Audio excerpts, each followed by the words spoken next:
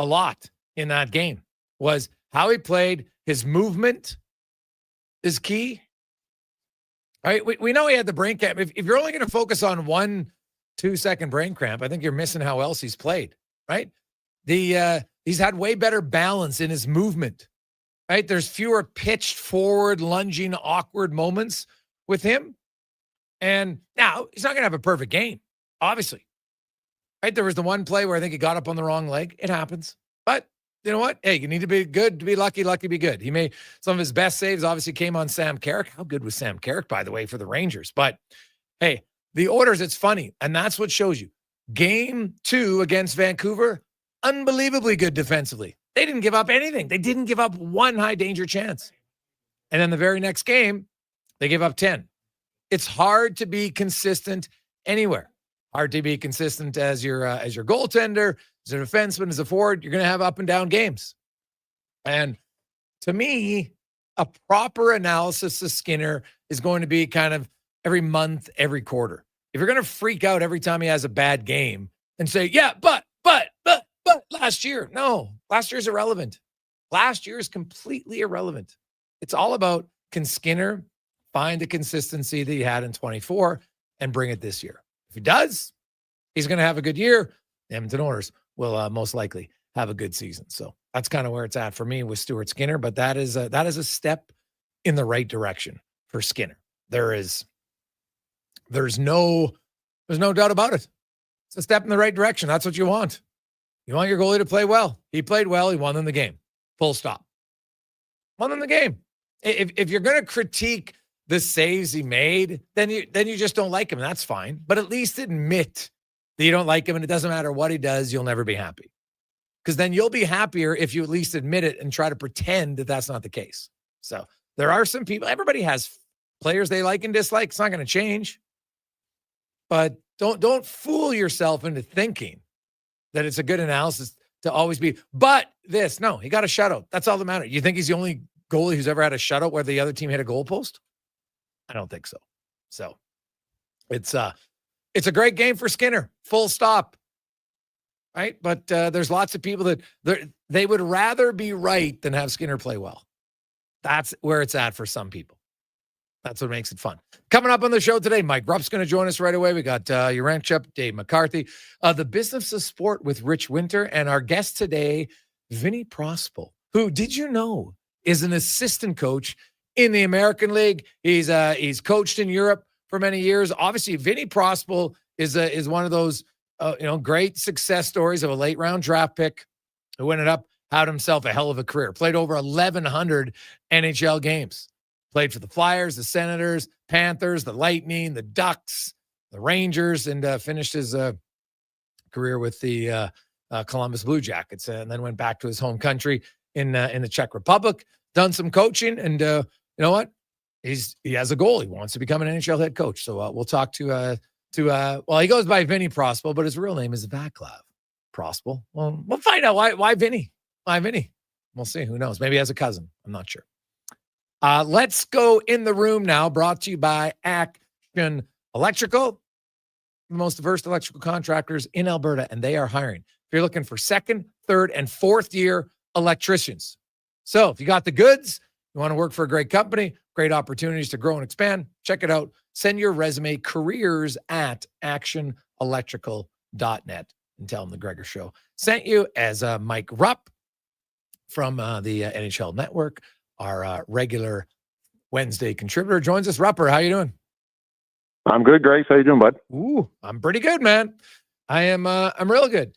In your home state there in New York, you got the Devils, you got the Islanders, you got the Rangers. The Rangers set an NHL record where they get shut out in their first 3 home games. And the thing is, the last 2 games they got shut out, they outplayed Washington, they outplayed Edmonton, but they couldn't beat Lindgren, they couldn't beat Skinner. What's going on with the Rangers offense? It's a great question. Anytime you're setting an NHL record in, I guess, a negative category, it's not a great feeling. I'm sure the Rangers they want to rid that right away as far as not scoring at home yet. Goal scoring, it was going to look a little bit different this year, and it needed to. So they're a team right now that's having a hard time scoring goals. I mean, I was watching that game last night, and I mean, the fact that that fourth line has been really good for them, Yes. but the fact you have that fourth line out there with 2 minutes left in the game and you need a goal kind of tells you, I like it from the standpoint that it's merit-based. Hey, whoever's playing is going to play, and I think that's Mike Sullivan's, what he's trying to get across to the team, but that also shows you that other guys are just simply not going right now. So I will say this, though. I'm not panicking about them because you and I talked about it on this show a ton last year. They have not defended for a couple years now, and they're doing that right now. Like I don't know, that game. I mean, Stuart Skinner was awesome. Like, so I thought he was fantastic in the game. It was a big game for him. So they had some looks. They just can't seem to score this season, especially obviously at home. But their game looks much better to give yourself a chance to win in the regular season by just the way they're defending. After game one was a throwaway game against the Penguins. They looked terrible in all aspects. But since then, I mean, their games have looked pretty good. They just can't score goals. That'll eventually come. To what degree, I don't know. But I'm not as panicky, I think, as you would think, considering they set an NHL record. Yeah, well, it is wild. It's just a wild thing. Like, imagine being a season ticket holder. All right, paid my money 3 times. I haven't got to cheer once. Like, that's a tough one for Ranger fans. But, that line, the Sam Carrick line, played great. They're probably their third line, the way their minutes are going and everything like that. But, like, my one concern about the Rangers is, like, their top guys just aren't scoring right now. And yeah. I know it's early in the season, but it's 5 games. And you know what? The only times they've scored is when they beat up on the Sabres, who right now they might be a relegation team. If there was such a thing in the NHL, Rupp, well, they would have been a relegation team, right? And they beat up on Pittsburgh, like 2 bad teams. Anybody else they can't score on. And so I wonder, though, having played, how long, because you know how confidence works, Rupper. The longer you go without scoring, it starts to wear on you. It does. It certainly does. So it can certainly wear on you and make you press. And we've talked about that stuff all the time where you're forcing things aren't coming to you. Because right now they're getting looks. They're just not able to bury those looks. I would say the one positive I've thought Mika through at least the first few games of the season, Mika Zibanejad looks pretty good. And he looks like Mika who potted 40 a few years back. Now he just has to actually score those goals. Now he's hitting posts and he's getting shots blocked, etc. I will say, looking at that roster, though, Vinny Trocheck had a slow year last year. Just put him on LTIR. And it's wild, though, that losing him, how different their lines look to me. Like they and the reason why I said he struggled last year, like it wasn't like last year he was shooting the lights out. I mean, he was one of the guys that struggled for the Rangers. But just when you remove a centerman, your second line center, or at times as your number 1 center, it changes a lot. Their back end is just what it is. I mean, Adam Fox is the guy who's going to get points, and the rest of them have to defend. They don't have much offense coming from the blue line. So it is going to look different this year. It certainly shouldn't look like this, but I think as long as they're defending, it shows me that Mike Sullivan's systems are being taken in. What about the New York Islanders, Rupper? They are who I thought they were, right? Like, hey, I know they got Schaefer, and it's a great story, and that's awesome, but the Islanders are in a rebuild mode. Make no mistake about it. And it's probably the best start for them because you got young Schaefer. You need a few other young players to come in before they get rid of kind of, a lot of the older deadweight players on that team. And I wonder, because there are lots of teams searching for goalies, and I know Sorokin's got to know move, and the Russians love him play there, so maybe they don't want to trade him. And I probably wouldn't trade him, to be honest, because I'm like, then I'd spend the next 10 years trying to find another goalie. But I still think the Islanders are a ways away. Yeah, I mean, I've said it. I think I mentioned this to you before. Maybe not. I joke around. I work with Corey Schneider here in NHL Network, and I said that he was he was the worst thing that ever happened to the Devils organization in the last however many years, because he played so well in New Jersey that it really masked what they were as a team. And they were probably in a mode where they should have stripped it down a little bit and rebuilt. And they didn't do that because they're a bubble team every year. That's the New York Islanders. And you can argue probably at the same rate, that same GM that was in charge of New Jersey getting Corey Schneider is the same one that was at the Islanders up until this year in Lou Lamoriello, where Ilya Sorokin is a fantastic goaltender. it's just not what this franchise needed right now. I mean, you always need a great goaltender, but it's done just that. It's masked and allowed them. They've made the playoffs, and it makes them think there's something that they're not. I guess my big question is, everybody was all over Lou for his loyalty to that core group and running it back. But you get a new group, a new regime.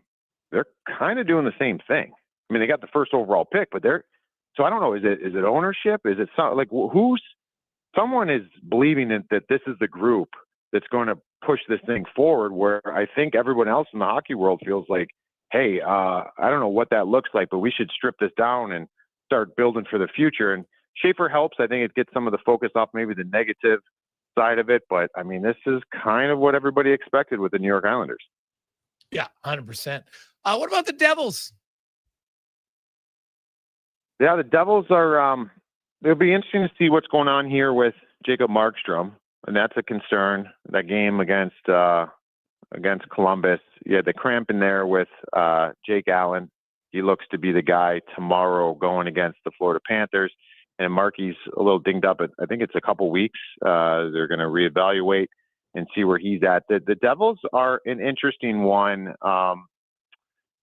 Man, they look good. They look really good against the Tampa Bay Lightning. And I don't know if it was how dominant the Devils looked or it's just how bad Tampa was, because that was the game where John Cooper was losing his mind on the bench. But the Devils dominated that game. They're a fun group to watch, because dating back a few years, they could put the puck in the net, and for them, it's about defending too. Like, if they can defend the right way, I think they're a tough out. But they've got a lot of pieces on that roster. What's that kid's name? I always mess it up. Gritzuk, the young kid. Yeah. He's got 3 points, and he's been really fun to watch. He sets things up. He's playing confident. He's getting moved around their lineup, getting more and more minutes. I thought he's been really, really good. And they've got a unique power play. And when they're healthy with Luke Hughes and Dougie Hamilton, Sheldon Keefe can plug and play. All right, today, because of this matchup, we're going to go with Dougie as that right-hand shot on that power play. And then maybe there's another matchup where they're thinking that we're going to go Luke Hughes, and they're doing it. They're not just staying with the same unit. So they're an interesting one for me. Right now, of those three teams, they obviously look the best. Looking at the Buffalo Sabres, Rupper, that's an organization that has missed the playoffs for 14 consecutive years. They're off to another terrible start. They can't score again. The only thing going for them is their penalty kills, I think 100%. That's the only thing they have going for them. They're already talking about, oh, geez, you know what? We need more from their players. Or like, there just seems to be a lot wrong in Buffalo. Is this another long season, or do you have any hope that they can turn it around? I mean, I wish I could say different. I don't really have any hope. It seems like the same story all the time, and I don't want to be here and just continually throw dirt on them. But we can only talk about the talent they have, and at some point you need direction. And it almost feels like I was having a conversation the other day, and I thought this phrasing was pretty good. And hang with me, because it's a little drastic in some ways, but it's almost like when you get franchised like this, and hey, we've said on here, I'm a Cleveland Browns fan, so I see it. Once you get mold in the building, it's tough to get past that without doing a teardown. Like, and I don't mean, oh, we're going to rebuild. Like, I'm saying I don't want anybody losing their jobs. And so what I mean by this, though, and I'm not saying this is what Buffalo should do, but in certain sports, we see it sometimes, like, everything needs to change, not just a certain position, a polarizing position. I'm talking everything, where, I mean, we see in other sports, sometimes it's medical staff, it's everything. And again, I'm not calling for anybody's job. I don't know the situation there, but when you go through losing, there's that losing tradition so long. I played on a couple bad teams where even you're in there, again, I want to keep saying, I'm not saying this is happening in Buffalo, but you could be in the training room and trainers, they're worn too. And it just becomes this negative, oh, here we go again. And it's almost like you gotta have full demolition and just fully start the organization from anew, because you got to get rid of that feel. And that mold is running wild. And that's what's happening in Buffalo. Like, they just cannot, that it's a losing tradition. And it stinks because that fan base, man, they're so rabid. Like they show up all the time and they want it. Honestly, Greg, I don't know what you do. They've got some talented players, but they don't have any direction. So I don't know. You add that into all the guys that have left that team and that franchise over the last number of years for thriving and winning cups elsewhere. It's bad. Like it's win now pretty much right now against Ottawa. They're playing tonight. Yeah. Buffalo, Ottawa, like it's win now. And are you kidding me? It's October 15th. It's win now for the Buffalo Sabres. Well, you look at it and it's the Senators, no Tkachuk. What do you make of them a month without him? I think they've got enough like Stützle and other guys to overcome it. But we'll see because he is definitely one of the emotional engines of their team. Yeah, so I saw that they were 5-4-1 without Tkachuk.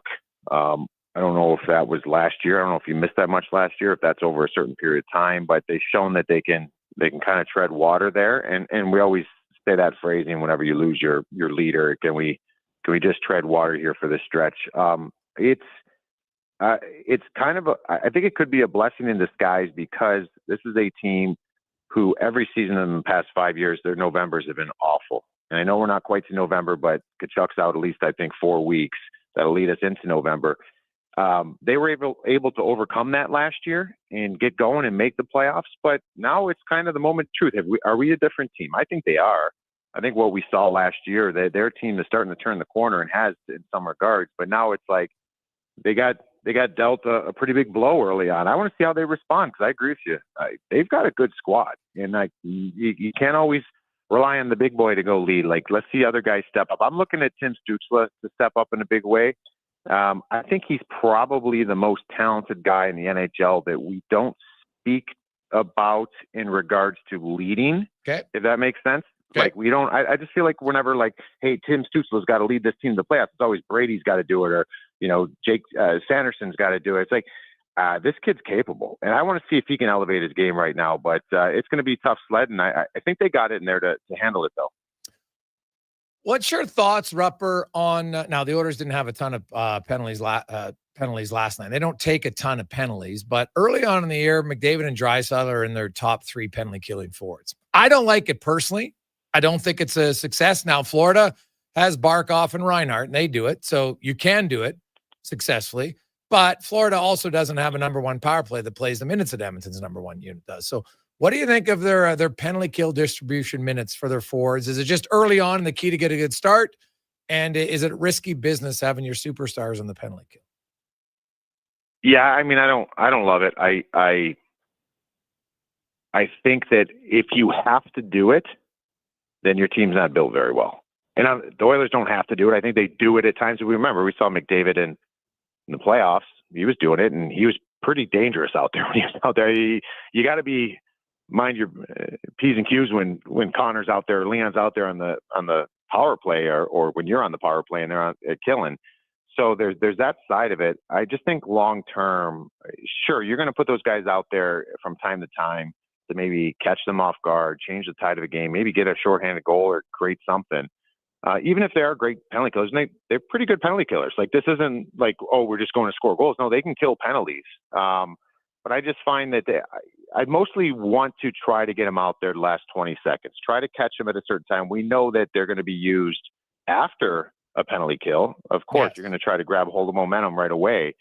But I like to try to sneak them out there at the end. But as far as carrying the lion's share or being a part of the top 4 forwards to kill penalties, I find that's what you pay your bottom 6 for. Yep. And not even talking about risking of the risk of injury, which is certainly there. It's more just getting those guys involved. Like, that could be the difference of those guys playing 5-on-5 minutes and not trying to survive those shifts, and maybe actually make it a difference in a positive way for your team, because you're getting an extra 3 minutes of PK time in a game. So I don't love it. I can understand from time to time using it, but in the long haul, I think it's not the way to go.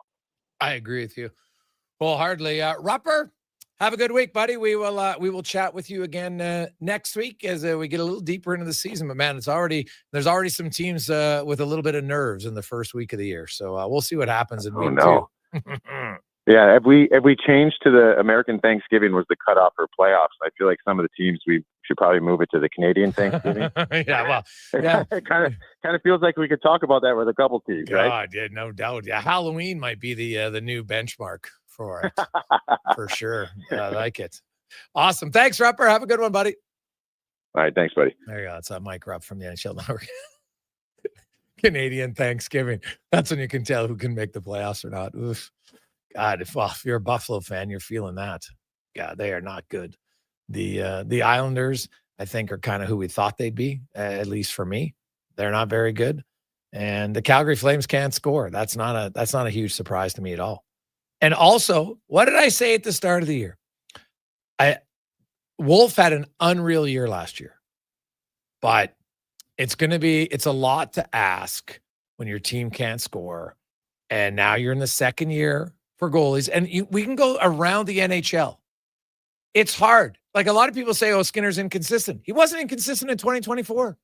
Look at his numbers under Chris Knobloch. 50 starts with Chris Knobloch. Led the league in wins.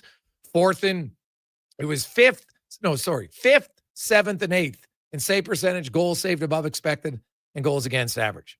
Top 8 in all 3. Led the NHL in wins. That's consistent. He had 2 outings against Vancouver he didn't like. So that's 73 games. And because of 2, that means he was an inconsistent season in 24. Give me a break. He was inconsistent last year, 100%. Well, newsflash, people. Welcome to the NHL. What did Jacob Markstrom do every year?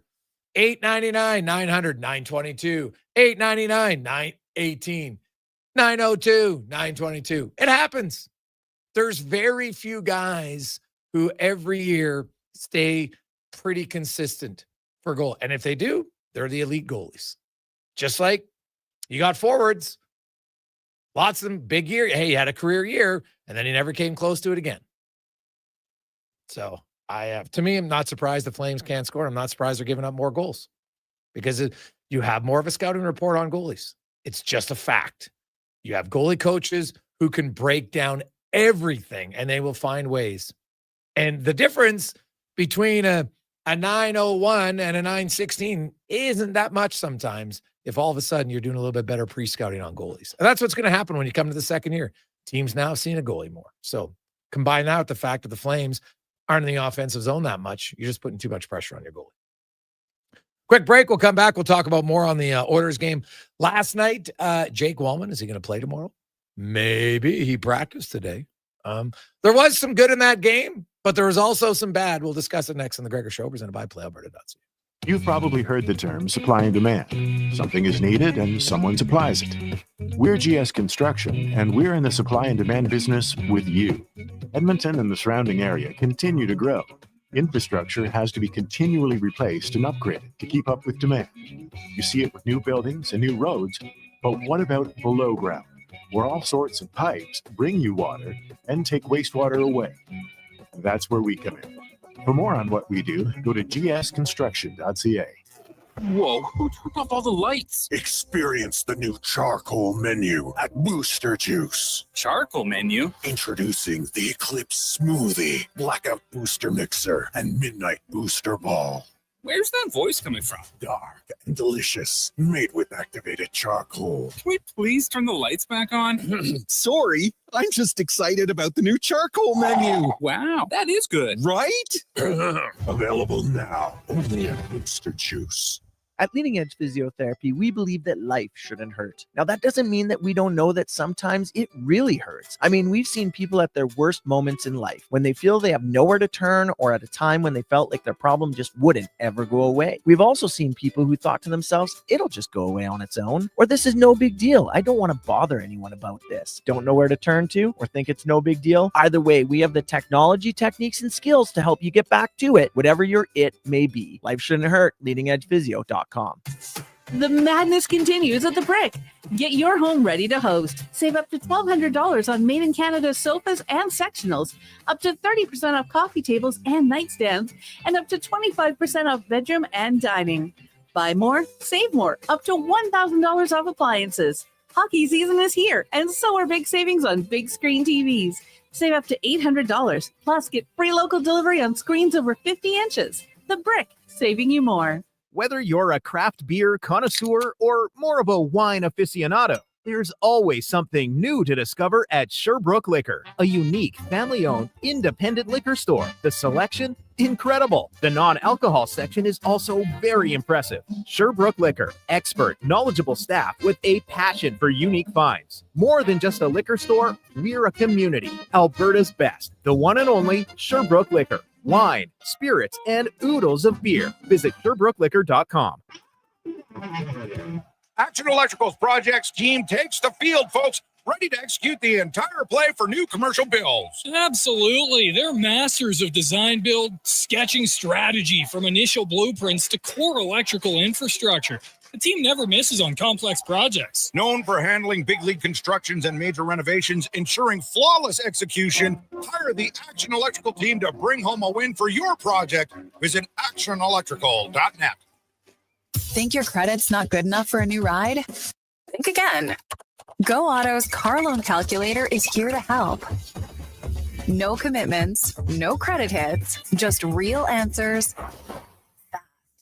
You tell us a few things, and we'll show you what you can afford. Text credit to 780-777-7777. That's credit to 780 all sevens. Go Auto. We do the math, so you can do the driving. Hi, I'm Al Hamilton, first captain of the Edmonton Oilers. Prostate cancer is the most common cancer in men, and here in Alberta, we're fighting back. This November, every dollar you give helps the Prostate Cancer Centre fund early detection, testing, and life-saving support right here in our province. Let's keep it in Alberta for our fathers, brothers, husbands, and friends. Visit keepitinalberta.ca to start your men's health fundraiser or donate today. Together, we can look after the men in our community. Thank you for your support. Don't forget me on Armistice Day. No Stone Left Alone shall remember our Canadian Armed Forces and educate future generations so they'll never forget. Watch our national live stream ceremony from Beachmount Cemetery in Edmonton, 10:30 a.m. November 5th at nostoneleftalone.ca. For ceremony times and dates in your area, go to nostoneleftalone.ca. To honor, to educate, to remember.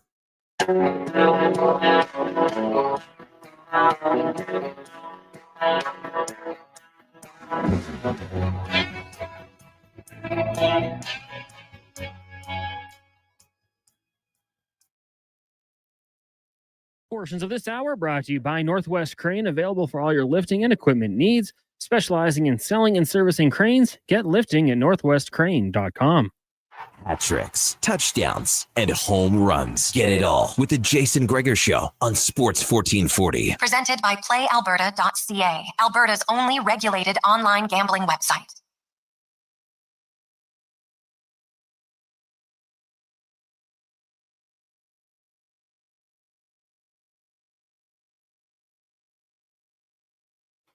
.232. Welcome back, Jason Gregor, Connor Halley, Sports 1440, sports1440.ca, Oilers Nation, YouTube, Facebook, X, and Instagram. You can always get involved. Text us 833-401-1440 in our email inbox, 833-401-1440. We got a lot of texts flying in. Guys, fans can crap on Skinner if they want better playoff numbers than Hellbuck for a fraction of the cost. You want to talk about inconsistent goaltending? At least ours doesn't come with an $8 million cap hit. P.S. We didn't lose to Florida because of our goalie. We lost because Florida stood us up at the blue line and dominated the boards. From Talon Dega. You guys, let's be real. Button had the best take on this performance. Skinner's an inconsistent goalie. It's who he is, what he's proven to be, and it's not changing. Get a new goalie. Oilers. Rage Texter B. Oh, well, you know what? I'll disagree with Craig. Just like he said that Hudson's a better value contract than McDavid. I don't agree with that either. We'll talk about it on Friday. But Stuart Skinner didn't have a good year last year. Valid. 2024, he's extremely consistent. 50 games under Knobloch. 50. He led the league in wins. Top 8 in goals against, save percentage, goals saved above expected. You tell me that's not consistent? And then in the playoffs, 21 out of 23 games. He was very good. He had 2 bad games. But those 2 games mean he's inconsistent. Go grab a check of every goalie out of 73 games. I'll tell you they'll have more than 2 stinkers for sure. So yeah, last year he wasn't good, but that's like par for the course for a lot of goalies in the NHL. It's just a fact, and go down the list. You mentioned Hellebuck. Good in the regular season, not good in the playoffs. Right? Jake Ottinger is good till he meets the Oilers. Then what happens? We can find a lot of goalies, right? Heck, Bobrovsky. The Florida Panthers, remember when they signed Spencer Knight? In September of 2022. The Panthers had finished first in the league the year before and flamed out in the playoffs. They didn't like Bobrovsky's game. Geez, we don't know. So Spencer Knight, who had like 30 NHL games, got a 3-year deal at $4.5 million. Guess what? Never played. Even they weren't sure what they had because a lot of people don't. You need to have a lot of patience with goaltending. You do. And now, is Stuart Skinner going to be a Hall of Fame goalie? No. But you need a Hall of Fame goalie to win. Right? You need consistency. You need a good team. I agree with the texter. Edmonton didn't lose the cup solely on goaltending. Like, give me a break. Look at Game 5 last year. The series was 2-2. Did Stuart Skinner cost him Game 5? Not even close. Oh, Game 7. You score 1 goal. You lose 2-1. Tell me, how many games do you win in Game 7 of Stanley Cup Final scoring 1 goal? Got you there. At $2.6 million. So anybody who wants to replace the goalie, tell me the players you're taking out of the lineup to get the other goalie. Because it's a myth theory that's based on nothing factual. It's based on a what if, well, this is what I think. And that's great that you think it. But it's not true. No one knows if it's true. Well, if the Oilers had this goalie, they would have won. Are you sure? You're certain about that? I'm sure Winnipeg Jets fans think the same thing about Hellebuck. We got Hellebuck. We got a chance in the playoffs. Doesn't always work. You never know. So, Stuart Skinner, the past doesn't matter for now. And Stuart Skinner, actually, he made one mistake in a 60-minute game against Calgary. I actually thought his positioning, to me, the most positive thing for Skinner through 2 games. Yeah, he's got to own the brain fart, no question. But it wasn't a technical thing. It wasn't where he wasn't getting side to side. He'd taken too much ice. He couldn't get across. His positioning and his balance has been way better. And that last year, to me, was the thing that got him in trouble. So if he solidifies that, that's a big bonus. So now we'll see if it continues tomorrow night. But make no mistake, the Oilers have played 3 games. They've had 1 player who's stolen him a game. Right? We're not even talking about the fact, like, have McDavid and Draisaitl done anything in 3 games, 5-on-5? Nothing. They're making $26.5 million. What have they done 5-on-5 so far in 3 games? And people are all upset that Stuart Skinner played well. Yeah, but he didn't play well last year. Great analysis. He didn't play well last year. Who cares about last year? He's played well this year. He stole him a game in the 3rd game of the season. He's off to the best start of his career. Here we are. It's ultra early in the NHL season. Stuart Skinner's 3rd in the NHL in goals against average at 1.44. And he's 5th in the NHL in save percentage at .942. Now, I know that the save percentage is going to come down. The goals against average is going to go up because no goalie goes through a season at .942 and 144. But he's off to a good start. That's what you want. They wanted a good start. The goalie's played really well. He made 1 error, and everybody freaks out over 1 error out of 125 minutes. 1 decision that wasn't good. That's it. The other 124 minutes and 55 seconds, it's been really solid. So I don't have much of an issue at all with Skinner. Now you got to keep playing well, but you can't just say, well, he's got to keep playing better, and then nobody else gets criticized. Like, look at the Oilers last night. They weren't very good 5-on-5. And it just illustrates from one game to the next. Guess what? It's really hard to be ultra consistent. The Oilers' defensive game against Vancouver, pretty solid. Didn't give up a high danger chance. Well, what happened the next game? Because every game's new. Every game's different. But you can't just sit there and say, well, the goalie's the only one who's got to be consistent. Has the rest of their team been consistent every game through 3 games this year? God, no. They were a tire fire defensively last night at key times and really didn't generate anything offensively last night. You know, Trent Frederick scored a big goal. Good for him. I actually like that line. Kapanen, Podkolzin, and Frederick. Like that line a lot, actually. Big bodies, can skate. Even when Philp was there, it was good. And Frederick, good for him to get a goal. It was a nice goal. Comes in 5th career goal against Shesterkin. I wonder if that's the most goals he scored against any goalie. I guess it might be. Because it's not like he has a, boatload of goals in his career thus far, but likes playing Shesterkin anyway. That's positive. But I look at the Oilers' offensive 5-on-5 play through 3 games, and we talk about them wanting to get off to a good start. Are you telling me that the Oilers' 5-on-5 offensive game is off to a good start? Trent Frederick, 3rd-line center when he scored. Noah Philp, 3rd-line center when he scored. And Andrew Mangiapane. That's the only goals they've scored in 3 games. They have 3 goals, 5-on-5. That's it. Kapanen leads them with 2 points, 5-on-5. McDavid has 1 assist. Draisaitl has no points. Nugent Hopkins has 1 point. Bouchard, no points. Like, if we're going to talk about what's not working early in the year for the Oilers, it's their offense 5-on-5 from the top 6.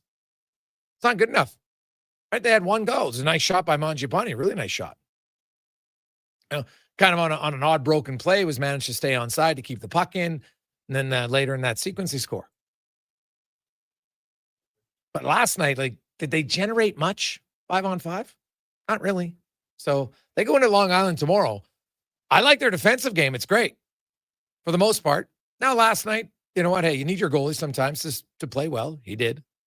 They were excellent defensively against Vancouver, and I actually thought they're pretty good defensively against Calgary. But the one consistent through 3 games has been a lack of a real threat offensively 5-on-5. Like, I'm trying to, and now McDavid and Draisaitl got split up in the game last night. And based on practice today, it looks like they will remain split up, which, hey, I get it. You're not doing anything, right? They're not scoring, so you might as well split them up, right? McDavid was with Tomasic and Mangiapane, Draisaitl with Roslovic and Nugent Hopkins, Frederick, Kapanen, and Podkolzin the same, Henrique, Howard, and Savoy. So basically how the game ended, that's how they're going to begin based on practice. And then you had Wallman did skate, but not regularly with Nurse, so who knows if he's going to be ready to go tomorrow or not. 833-401-1440, 833-401-1440. Hey, guys, I think the Oilers are playing a boring brand of hockey with pop gun offense, signed Jacques Lemaire from G. Now, well, the thing, they just couldn't score against Vancouver. That's the one game they did generate a much. I'll give them credit for that. They generated a lot. But, last year, the Edmonton Oilers were 27th in shooting percentage in the NHL. So their finish last year as a group wasn't very good. If you didn't like the save percentage of your goaltenders, how can you like the shooting percentage, right? At the end of the day, wins matter. Just like, hey, you score enough, great, but they could make life easier on themselves at time if they bury a little bit more. And right now, they've had very little net front offense. And that's where a lot of goals come from. Ugly goals, bang home rebounds, get traffic in front. They need to do more of that. They need to do much more of that. Take a quick break. We'll return. It's a Gregor Show presented by PlayAlberta.ca. Scott McGilvery here, HGTV host and renovation expert. The one upgrade I know homeowners will love, better, fresher Culligan water straight from the tap. Culligan's AquaCentral reverse osmosis filtration system takes your water to the next level. With up to 7 stages of filtration and 14 filter options, they're certified to reduce over 90 contaminants. Your tap water is about to get a major upgrade. Safer water that tastes great. Get started with a free in-home water test at Culligan.com. Culligan, water you love. Looking for an all-season vehicle with room for the hockey gear, comfort for the daily commute, and rugged capability for your weekend adventures? That's the all-new 2025 Jeep Compass, and you'll find it during the biggest sale of the year this month at St. Albert Dodge. Now, what can I say? It's a Jeep, it's a 4x4, and it's loaded with standard features like an 8.4-inch touchscreen, keyless entry, and heated front seats, all starting from just $34,900. Head up the trail and see how easy it is to do business at St. Albert Dodge. Ready for a silly hockey fans. Your partner in power just skated onto the ice. EWEL.ca, the new e-commerce website for electrical wholesalers Edmonton, is ready for the power play 24/7, 365. UL skates to where the puck will be in 5 years. Now that's forward thinking. Killer selection, slamming products from the best brands, and legendary service. Don't sit on the bench. Get your account today at EWEL.ca and win that project. Plug into your partner in power. Get an EWEL.ca account today. Experience more at the Edmonton Expo Center. Come for Canada's largest trade show, the biggest names in entertainment, exhilarating sporting events, and more. Stay for the experience, but it doesn't end there. Maximize your brand exposure with Edmonton Expo Center's new cutting-edge feature screens, spanning Western Canada's largest venue space. Captivate an annual audience of over 1 million visitors during iconic events like Pro Rodeo, Disney on Ice, Glow, K-Days, and so much more. To learn more, call 780-471-7380 or visit EdmontonExpoCenter.com today. Jason Gregor isn't just a sports guy. He's a community builder. With over $2 million raised for local charities and his Gregor Foundation, he's making a difference on and off the air. Check out Gregor weekday afternoons on Sports 1440. Sure, your couch is comfortable, but watching the game is always better at On the Rocks. With crystal clear TVs, you won't miss a single play, and the specials are a major league win. Pre-game warm-up starts with specials 30 minutes before the puck drops. Get 69-cent wings and $5.75 Molson Canadian and Coors Light drafts. And play score and win every game for your chance to win big. Be part of the action this hockey season. See the menu online at ontherocksyeg.com. Hey, sports fans, we've got a clear choice for you. At Crystal Glass, we provide customers with the perfect glass for any job. From home to auto and even commercial, installation or repairs, we're your team. Call 310 Glass or visit crystalglass.ca. Crystal Glass. Monopoly Double Play is back at McDonald's. So let's practice winning. You just won 25 grand. And go. Yes! I said 25 grand. That's what I'm talking about. Yeah! Much better. Okay, now you just won a brand new Chevrolet Corvette. I think she just fainted. Impressive. Feel like a winner on pack and in-app. Monopoly Double Play is back. While supplies last, 1 in 5 chances to win game piece prizes at outset. Chances to win draw prizes depend on number of entries in each draw. Cash prizes payable by e-transfer. See rules in-app. Portions of this hour brought to you by Sherbrooke Liquor, the best place for wine, cocktails, and beers from all over the world. Also, a variety of excellent non-alcoholic options. See more at SherbrookeLiquor.com. The Jason Gregor Show, the best of Edmonton sports talk and beyond. This is Sports 1440. Presented by PlayAlberta.ca, Alberta's only regulated online gambling website.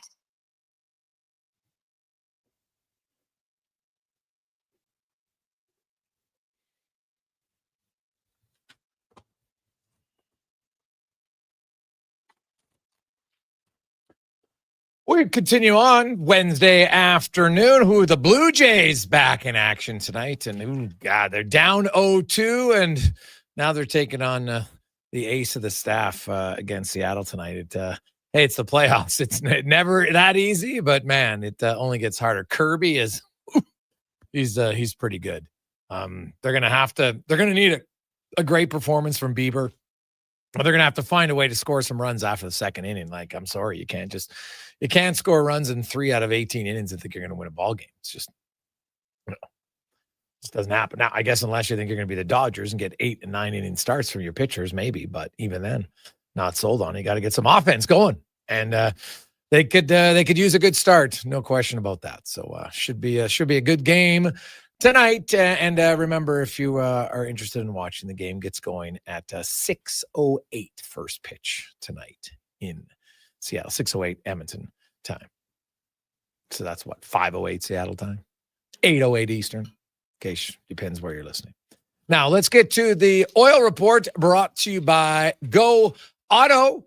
Go Auto they are home to the lowest winter tire price guaranteed. Visit GoAuto.ca to book today. GoAuto.ca, where they also have 15,000 vehicles. Choose from. Tyler Remchuk from Oilers Nation joins us. And Ty, we'll get to Skinner in a second, but the one thing that's actually been the most consistent through 3 games for the Edmonton Oilers is their lack of finish at 5-on-5. Only scored 3 goals, 5-on-5 in 3 games.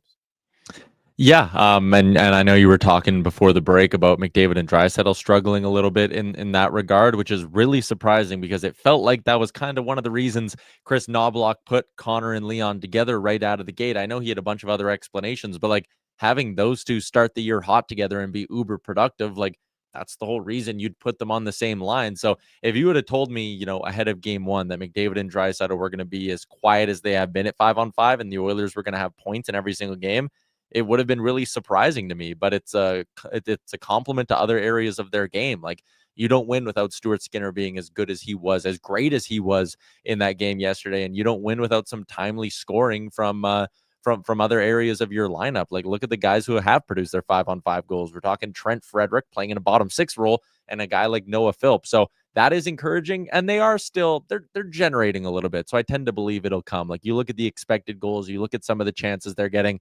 McDavid last night, that pad pass that Bouchard just couldn't finish off. Shesterkin made some nice saves.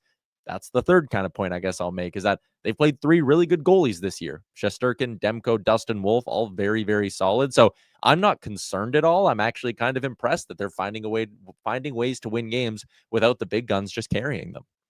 Well, they won because Skinner was great last night, and then against Vancouver, their defensive game was very good. I'm not putting Dustin Wolf in 1 year. Like the guy's got like a 4 or 3.8 goals against average this year. Like he had one really good rookie season, I get it, but I'm not putting him in the Shesterkin and Demko category just yet. I think 1 year, I'm not ready to do it. He had one good year.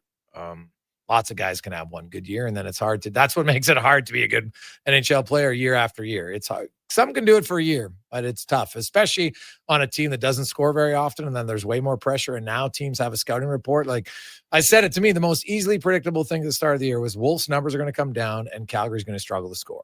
And early on, both are happening. Now we'll see if it continues, but I'm not surprised by that. You mentioned the big guns, though. Like they talked about, hey, we want to get off to a good start. And they were probably the two most vocal guys about it. And they haven't done much 5-on-5. And the coach finally said, okay, enough's enough. And he split them up in last game and had them split up again today in practice. And it looks like they're going to go back to those guys centering their own line, which I actually think probably long-term is a better plan anyway. Yeah, I agree with you on that front. And I think, this team is all about how they'll find success in the playoffs. And I think when you go into a playoff series, it is infinitely tougher for the other team to match up against you when you have Connor and Leon on separate lines. It's the unique benefit of this team that they don't just have one good line or one superstar. They have two superstar forwards. So I like that they're splitting it up a little bit here. Mangiapane with McDavid, I'm intrigued by that. I thought David Tomashek had his best game at 5-on-5 against the New York Rangers. The only thing that, I won't say it's disappointing, and I'm not going to be that guy who sits there and goes, God, why are they burying the kids on the fourth line? Because if the lines that were tweeted would have just had the third and fourth lines flipped, which they very easily could have been, then you can kind of squint and be like, Savoy and Howard are on the third line. But I've liked Matt Savoy's game the last two nights. I thought he was good against Vancouver, and he had a really good chance in tight that Demko stopped. He hit a post yesterday against the Rangers. He doesn't make a lot of mistakes with the puck, and he's really not out of position all that often. I've been really impressed with Matt Savoy, and I would have liked to see him, maybe get a spot next to one of Connor or Leon, but again, I'm not going to sit here and nitpick lines early in the season. I think the main point is that they're splitting up Connor and Leon, and they're trying to get this 5-on-5 offense going. And again, Tomasic, like that's a guy who, by November 1, if he's not producing at 5-on-5 and not giving you good minutes, he doesn't need waivers. He would be 1.1 million off the books if you were to send him down. Like that's a guy who's probably facing a little bit of pressure here, I think, in the next 2-3 weeks to get going. Tyler Yaremchuk joins us. You look at Roslovic. What was your impressions for him's first game? Yeah, I talked to somebody out east who, they told me, and who knows if their opinions may be a little bit biased, they said he's just slightly worse Jeff Skinner. And I'm like, I don't know about slightly worse, but if you want to say they're similar players in the sense of, don't defend particularly well, all offense, sure. I'm curious about this fit, and I'm curious about the, urgency they have to maybe see if he can click with one of McDavid or Draisaitl, because I don't think it should be lost on anyone the way that no movement clause and the no trade clause, how all of that kind of works with exactly 4 teams and all of that. So I had someone explain it to me. Oh, is it just a glorified PTO? Is it a paid tryout instead of an unpaid tryout? Which is interesting, but I thought he was fine yesterday. He moves well, which is important when you're playing up in the lineup like that. There was a couple of shifts when he got put with Draisaitl, where they were really hemming the Rangers in, which the Oilers weren't able to do a ton of last night. So like you could see in that first game how Roslovic at his best can really complement a player like Draisaitl because he's smart in the offensive zone. But this guy also didn't have a training camp. So I'm not going to sit here and be like, his stat line was all zeros. This is never going to work. It's going to take him a few games here to get up to speed. Oh, 100%. I think it will. It was kind of a weird game last night because coming off of a Vancouver game where they literally gave up no high danger chances, were sound defensively. Last night, the Oilers, it just shows you it's hard to be on the top of your game, whether it's a group or a position or an individual from game to game. Because if you looked at how they played defensively against Vancouver compared to the Rangers, it was very different. Yeah, they gave up more high danger shot attempts at 5-on-5 against the Rangers than they did against the Flames and Canucks combined. They gave up 10 to the Rangers and only 9 combined in the first 2 games of the season. But I did kind of view that game last night, and this is going to sound weird to say, but it's not like the Oilers defensively were awful. They just made a few awful plays. Like there were some Bouchard turnovers that weren't good, and Darnell Nurse blows a tire. And like, I don't think last night was like, the Rangers exposed something in their system. Maybe that's like a better way for me to put it. I don't think the Oilers got exposed. They just had an off night where they had some really unfortunate turnovers. And over the course of 82 games, like, listen, there's going to be 8 or 9 more games this year, at least, where the Oilers are turning over pucks, and that's just the nature of the sport and having a long regular season. So I'm not, again, all too worried about it. I tend to look at this more as, hey, they played 2 great defensive games and one game where, the mistakes piled up a little bit. So again, nothing overly concerned. It's just some ugly turnovers, and Skinner bailed them out. Oh, it was great last night. He was very good for the Edmonton. And I think this is the best start to a season he's had. I know people freak out about the one brain fart. The other 59 minutes and 50 seconds, his positioning was good. I had Kevin Woodley talk about his balance and other things like that. The little details of his game that needed to improve so far, that's the area that's looked way better. I know. And the people who are getting upset, like if the Oilers score on their power play in overtime against Calgary, I really don't think we would have been talking negatively about Stuart Skinner at all coming out of that game. And yes, the gaffe in the third period was very unfortunate, but if you want to point to that gaffe, I'm some here. And I know people always say, I love Skinner too much. I'm supporting Skinner too much. But like, I'm choosing to believe in a 26-year-old goalie and him having ability to improve year over year. You can sit there and point to the mistake in the third period. I'll sit there and point to the 2 saves he made in overtime, which absolutely saved the game for them when the Oilers were shorthanded. The one cross ice one, I think it was on Kadri, or it was Kadri who set someone up and he slid over and got his glove on it. Like, that's really impressive. And his lateral movement, as you kind of touched on, how many times were there yesterday, especially in the final kind of 10, 15 minutes of that game, where the Rangers were zipping it around and they tried the one-timer from the bottom of the circles. And, it wasn't like Skinner was flailing across to just get an arm on it. Like, he was over there and squared up to a one-timer and he ate the puck up. Like, his movement looks really, really good. And he's made some huge saves. Like that Carrick save last night was unbelievable. That came up big. I'm assuming he'll play against the Islanders tomorrow and then split the weekend with Pickard when they go back-to-back on Saturday and Sunday afternoons. The Toronto Blue Jays coming up tonight, 6:08, going against Kirby. Obviously, they're in a pretty big hole here, and this is a tough game. It's obviously a must-win game for the Jays. What do you think happens? I was listening to Jeff Passan today outline like the ways that a team gets to the World Series. And they said in every series, either your pitchers need to bail you out or your stars need to bail you out. That was like the number one thing. You need one of those two.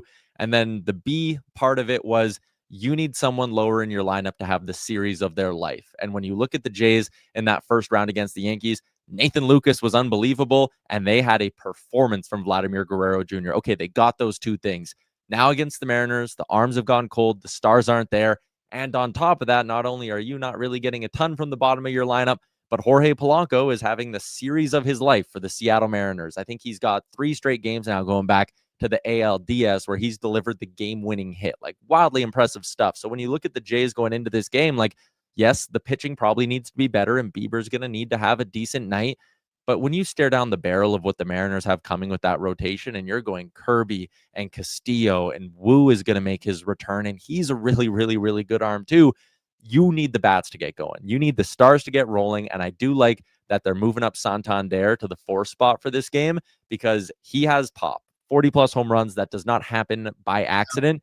If anyone's going to go have a week of their life and save this season outside of the big guns, Anthony Santander finding his swing would go a long ways in them coming back in the series. And I say all that, I'm not feeling confident. I'm very worried for my Blue Jays. What about Bieber? He's such a tough pitcher because he's never been overpowering, right? And the risk with those kinds of guys is if the stuff's a little off or the other team is just a little on it, it gets ugly really, really fast. And like even Savage on a night where he maybe didn't have his best stuff and he gave up the untimely home run in the first inning, Savage's stuff is so overpowering, and Gosman's splitter can be so overpowering that even when those guys aren't totally on, their bad starts are kind of like, okay, they gave up a few, but they got us innings at least. Bieber has a chance to, as we saw against the Yankees, have a short start. And if it's a short start tonight by Bieber, like your season's over. So I'm nervous, but I mean, there's a sliver of a chance that he's on. And we saw early when he came over to the Jays, when he's on, man, and he's locating, he's nearly impossible to hit. So it's a high risk, high reward kind of guy. And I mean, yeah, they need him to be the high reward tonight. And obviously, it'll all depend on what happens. And for anybody, here's the stats: like a team that goes up 3-0 in a best-of-7 series in Major League Baseball has won 97.6% of the time, 40 out of 41 times. Teams trailing 2-1 have a 30% chance of winning. So that's 30-1. It's a pretty obvious must-win situation for the Jays. And then if they do win, Max Scherzer will start Game 4. The nerves I will be feeling on a pitch-to-pitch basis of 40-year-old Max Scherzer in a playoff game against this Mariners lineup, I mean, that'll be an all-time sporting rush because he was bad down the stretch. There's a reason he was not on the playoff roster in that first round against the Yankees. I'd be very nervous for Max Scherzer in that start against the Mariners. And if it's 3-0, yeah, it's a wrap. Yeah. Oh, yeah. If it's 3-0, it's good night, Irene. No question about it. So we'll see how it goes, Ty. It's going to be interesting to see what the Jays do tonight, and then of course the Oilers taking on the Islanders on Thursday. And I know it's super early in the season, but that's a game that, you know what, they talked about wanting a good start. That's a game they should take care of business. The Islanders are 0-3. They are kind of who we thought they were. They don't score very much, and they're, you know what? Hey, Schaefer's, I know, getting a lot of press because he's a young guy and he's playing big minutes, and that's awesome. But that's a team they should beat right now at this juncture of the season. Yeah, absolutely. And again, they're 0-3 on the season, and no Islanders fans are complaining, and it's not grabbing headlines that they're struggling. And I had someone ask me on our DFO live show the other day, they're like, how come everyone's all laughing at the Sabres right now and no one's laughing at the Islanders? And I was like, well, yeah, one of them is year 2 of the rebuild. One of them is year 14. Like, it's very easy to see the difference there. But I think if you were to ask an Islanders fan right now, like, you can pick a 20% shot at Gavin McKenna. I'm not even guaranteeing him 20% shot at Gavin McKenna or a playoff spot this year. I think they would all take the 20% shot at Gavin McKenna because they're still in that like fun grace period of their rebuild with their fan base. Hey, what do you do for your 29th birthday? 28th. I'm only 28. Oh, 28. All right. Well, I am going to go to a Mexican place and get some tacos. And then I'm going to sit on my couch, drink a very large beer, and watch the Blue Jays. Well, happy birthday. Enjoy the tacos and beer. Thank you, Gregor. There you go. That's Tyler Yaremchuk. Oil Report brought to you by Go Auto. Quick break. When we come back, we have Rich Winter joining us with Vinny Prospel in the Business of Sport in the 4 o'clock hour today. Dave McCarthy will be by. Also, we'll check in on the orders. Jake Wallman. Will you see him tomorrow? We'll find out after the comment. And a Sports 1440 update brought to you by Legacy Heating and Cooling, where the rates never change. No overtime charges. Late at night, on the weekend. That's how you build a legacy. LegacyHeating.ca. This is the Sports 1440 update. Huge game for the Blue Jays tonight. They're in Seattle for Game 3 of the ALCS. Currently down 2-0 against the Mariners. They'll send veteran Shane Bieber to the mound. Seattle countering with right-hander George Kirby. First pitch set for 6:08. The LA Kings have reacquired goaltender Phoenix Copley from Tampa in exchange for future considerations. Copley was claimed by Tampa from LA earlier on waivers this month. On the ice tonight, 4 games. Got the Sabres and the Sens at 5. Also, Red Wings hosting the Panthers at 7:30. Blackhawks in St. Louis, and the Mammoth hosting the Calgary Flames. Nine-time NBA All-Star Russell Westbrook has agreed to terms with the Sacramento Kings, expected to be a one-year deal worth $3.6 million per reports, and the Raptors are in action as the preseason rolls on. They're in Boston at 5:30. Coming up in hour 2 of the Jason Gregor Show, we'll hear from Dave McCarthy of Sirius XM NHL and ask 5 questions. I'm Connor Halley. This has been a Sports 1440 update. Sports 1440, a Stingray radio station broadcasting on Treaty 6 territory. Download the free iHeartRadio app and listen to CKJR wherever you go. You'll see us digging holes. No, we're not looking for buried treasure. You'll see us digging trenches as well. And no, we're not building a fort. We're GS Construction, and you'll see us in neighborhoods throughout the Edmonton area. So what are we doing? GS Construction provides rehabilitation and upgrade services to Edmonton and surrounding communities. Some of our underground utilities have served us for years and are past their useful lives. We replace them, so they're around for years to come. Find out more at gsconstruction.ca. Legacy Heating and Cooling is the #1 furnace replacement company for zombie hunters. Those who know their old decrepit furnace passed away years ago. Its decaying husk shuffling around now as the bird is. A wonderful Wednesday afternoon. How are you? And welcome. Furnace to its grave, replacing it with no payments and no interest for 1 year. Protect your legacy from the beast in the basement. It's time to destroy the bird. Welcome back to Sports 14. When you have lifting and material handling needs, Northwest Crane delivers. Western down Canada's 0-2 and backed by the industry's toughest one. 3 years, 3,000 hours, no compromises. They service all crane makes and models with skilled technicians and deep industry expertise. Alberta owned with locations in Leduc and Grand Prairie and fully equipped service trucks. Northwest Crane keeps your operation lifting. For more information on sales or service, visit northwestcrane.com or call today. Listen up, because you're not going to want to miss this. Right now is your chance to get in on Play Alberta's biggest offer ever. For a limited time only, new players can get up to a $1,000 casino bonus when they sign up. There's never been a better time to join the fun. Visit playalberta.ca today to get started with casino, sports, and lottery all in one app. Must be 18 plus to play. Remember, if you gamble, use your game sense. At Fountain Tire, get up to 25% off select tires, up to $125 off a set of 4 select Goodyear tires, and $50 off $150 service until October 18th. Restrictions apply. Book today. Fountain Tire. We're on this road together, Canada. At Papa John's, our butter chicken pizza is a Canadian favorite, and we think we know why. We start with a velvety, tangy, and subtly sweet sauce. Then it's our better ingredients: fresh, never frozen original dough, juicy grilled chicken, and crunchy green peppers and onions. Sounds delicious, right? Well, wait till you try it. It's butter chicken made better. Order your large butter chicken pizza today for only $19.99. Better ingredients, better pizza, Papa John's. Proudly locally owned and operated. Prostate cancer affects 1 in 6 men in Alberta, and this November we're fighting back. Every dollar raised fuels early detection and life-saving support. Donate today for the men in our province. Visit keepitinalberta.ca to start your fundraiser or donate today. Missioner Allen Auctioneering's 3-day Calgary, Edmonton, Winnipeg public unreserved heavy truck auctions are this Thursday at 9 a.m. with Tritum, tandem, and single axle trucks including tractors, diggers, decks, dumps, plows, vacs, man lifts, pickers, refuse trucks, and more. Info at maauctions.com. At the Nissan All-In Clearout, there's nothing more chill than financing an award-winning Nissan for just 0%. Enjoy the soothing relaxation of zero stress, zero worries, zero indecision. During the Nissan All-In Clearout, get 0% financing plus up to $500 bonus on some of our best-selling models. You have 0 reasons to wait. Conditions apply. See your local Nissan dealer today. Visit your local Edmonton and area Nissan dealer for more information. Missioner Allen Auctioneering's next 3-day Calgary, Edmonton, Winnipeg public unreserved industrial auctions are this Thursday and Friday at 9 a.m. These major events include multiple lanes selling a large selection of multi-purpose trucks, equipment, and commercial trailers. Info at maauctions.com.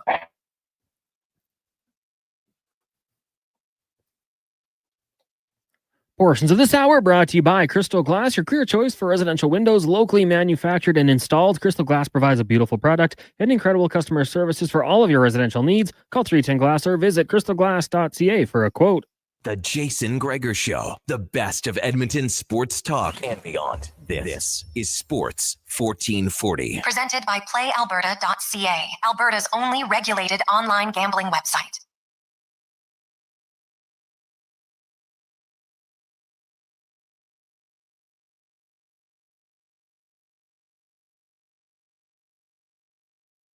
.308. Welcome back. Sports 1440. Sports1440.ca. YouTube, Facebook, X, and Instagram. Thanks for listening. Thanks for watching. As the Oilers practice today, getting set to take on the New York Islanders tomorrow. Islanders are 0-3 and have been outscored 13-7 through their first 3 games of the season. And there's not a lot of people that upset. Meanwhile, the Oilers have the 4th best points percentage in the NHL through 3 games at 2-0-1. The Avs at 3-0-1 are better. And then the Stars and the Hurricanes, the only 2 undefeated teams, as they are 3-0. Last year, only 2 teams managed to start 4-0. The Flames were 1, and the Jets actually went 8-0. And I mentioned the 4-0 because no NFL team went farther than 4-0 this year. Like, it's hard. It seems to win games. And you look at Carolina, and Carolina even gave up a shot in the 3rd period last night against the San Jose Sharks, which maybe not surprising. It's the Sharks, but Dallas is off to a good start, looking pretty good. They went into Minnesota and kind of handed it to the Wild. Like the Wild, it's wild to watch them on the power play compared to 5-on-5. Like, they are absolutely killing it on the power play right now, are the Wild. They're 47.6% early on the power play. Like, it's been a treat to watch. If you look at them, they've got 10 goals in 21 chances. Like, it's funny. They have 10 power play goals. There's like 11 teams who don't even have more than 10 power play opportunities. So the Wild, they're getting a lot of power play opportunities right now at 5.25 per game, which is pretty high. Meanwhile, the Maple Leafs, they're getting 2 per game. Vancouver, 2.33. Oilers, in case you're wondering, they're right at 3, tied for 21st with St. Louis and Dallas. So Minnesota's going to come down there and get 5 power play chances a game. But right now, they're killing it with the man advantage. It's kind of keeping them in some games because they're not great 5-on-5. So will their power play remain that hot? It might. Tarasenko's come in, Kaprizov, Zibuim, and that's the thing. It's not like it's a power play that has a lot of guys that have played together all the time. They got 2 new faces on that PP, and it's early on. It's looking good. Kaprizov, of course, is currently leading the NHL scoring. Him and Eichel each have 9 points. Kaprizov, though, has 7 already on the power play. Matt Boldy has 6. Zibuim has 5. Vladimir Tarasenko has 4. Top scorers. And then Vegas has Stone and Eichel each with 4 on the man advantage. Joel Eriksson Ek. So the top 5 guys on their number 1 power play unit each have 4 points already on the power play in 4 games. That's really impressive. It's hard to do. And Oilers fans, you know a thing or two about watching really good power plays. But to get all 4 guys averaging a point a game right now, it's extremely early, but that power play, you watch it, it's deadly right now. Deadly. They could get their 5-on-5 going. They might be all right. The Oilers, it is the Gregor Show presented by PlayAlberta.ca, where for the Jays game tonight, better odds, easier to use. Check it out at PlayAlberta.ca, or you can download the app. Very simple. The Oilers were skating in Long Island today. Jake Wallman took some reps with Darnell Nurse, but spent more of the time away from him. So is he going to be ready? Remember the coach said, they might be ready Thursday. Well, now it doesn't look like it based on practice today. I would think if he was going to play tomorrow, he would have had to take the majority of reps in practice. I would think. Maybe not. Maybe they're just being very cautious about it. We'll see. But it's not ideal. It's never ideal for a player to start a season injured, right? You just kind of start behind the 8 ball.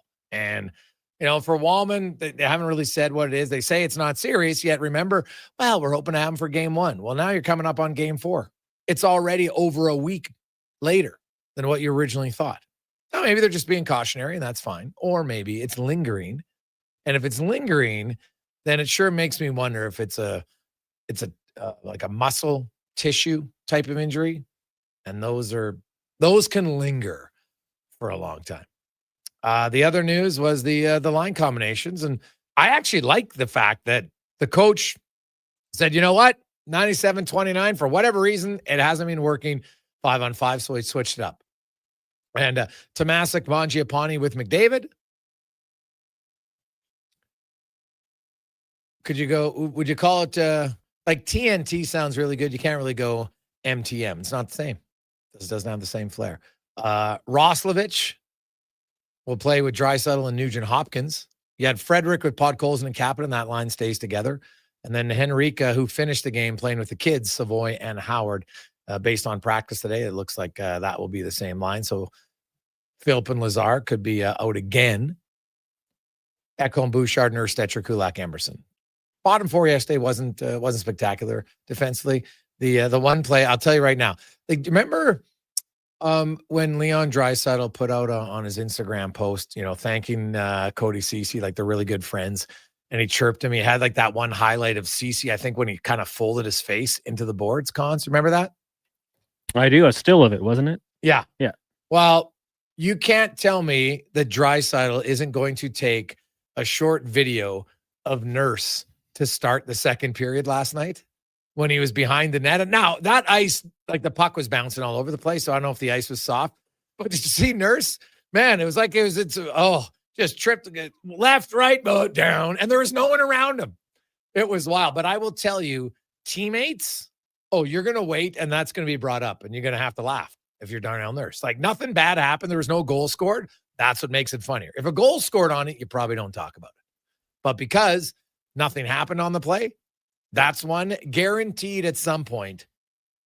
Draisaitl or one of his teammates will be bringing that out. At bare minimum, will be in a group chat, or it'll come out, when he's thanking him for something. Maybe, hey, congratulations on game, whatever, 800, 1,000. I could see it coming out because that was quite the display last night. Maybe film. Me, if I was a coach, lighten the mood. Here's what we don't want to do, guys. Let's not do like this. When you're on like a 4-game winning streak. Exactly. Yeah, exactly. You can have some fun with it for sure. I think Darnell's probably the guy to laugh it off, but yeah, I think you caught it as it happened. Like, what was that? Yeah. Yeah. Hey, Greggs, I know a lot of people say Frederick can't skate. It looks like he could skate just fine on the breakaway. What are your thoughts, Mike? Yeah, like Trent Frederick's a bigger body, and bigger guys, and a lot of times don't look like they're going very fast. Right? Like Darnell Nurse is an elite skater. And a lot of people don't talk about him being a great skater, but he can really skate. Now, he maybe can't do, stationary crossovers behind the net. I'm kidding, of course. But yeah, I think Frederick's a fine skater. Like, he's not a burner by any stretch of the imagination. Like, would I rank him if I look at the orders, 12 forwards in straight lines, would he be top 5 in skating? No. Right? McDavid, Draisaitl, Nugent Hopkins, Kapanen. Mangiapane's quick. For sure, right? Matt Savoy, probably quicker. So yeah, he's not a burner, but I don't think Trent Frederick's like a slow skater. I don't see him like last year in the playoffs. I think you kind of have to understand he had a high ankle sprain, but last night, like, he pulled away from the guy in a short period of time. So I think he skates just fine. And good finish. They needed it. Like, they desperately needed that goal at that stage of the game because they really hadn't generated much. Like, it's a big goal for the team. It's a big goal for him. Right? Any player, you start a new season, I know he's got a new contract. I know you try not to think about it, but it probably creeps in. So for him to get that goal, just relieve some tension, probably play a little bit looser. I thought that line was pretty solid. So it's not surprising that that's the one line that is sticking together tomorrow when they take on the New York Islanders, at least based on practice today. 833-401-1440, 833-401-1440.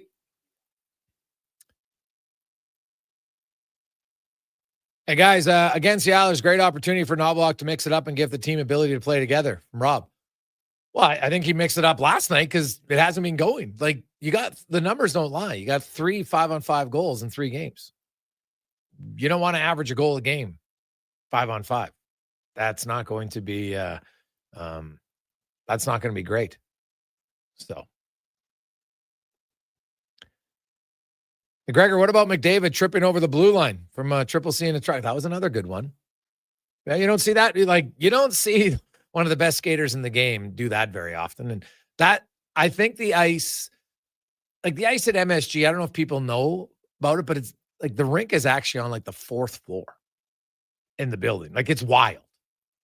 And it's hard for the ice to be as consistent as it is in a lot of other arenas.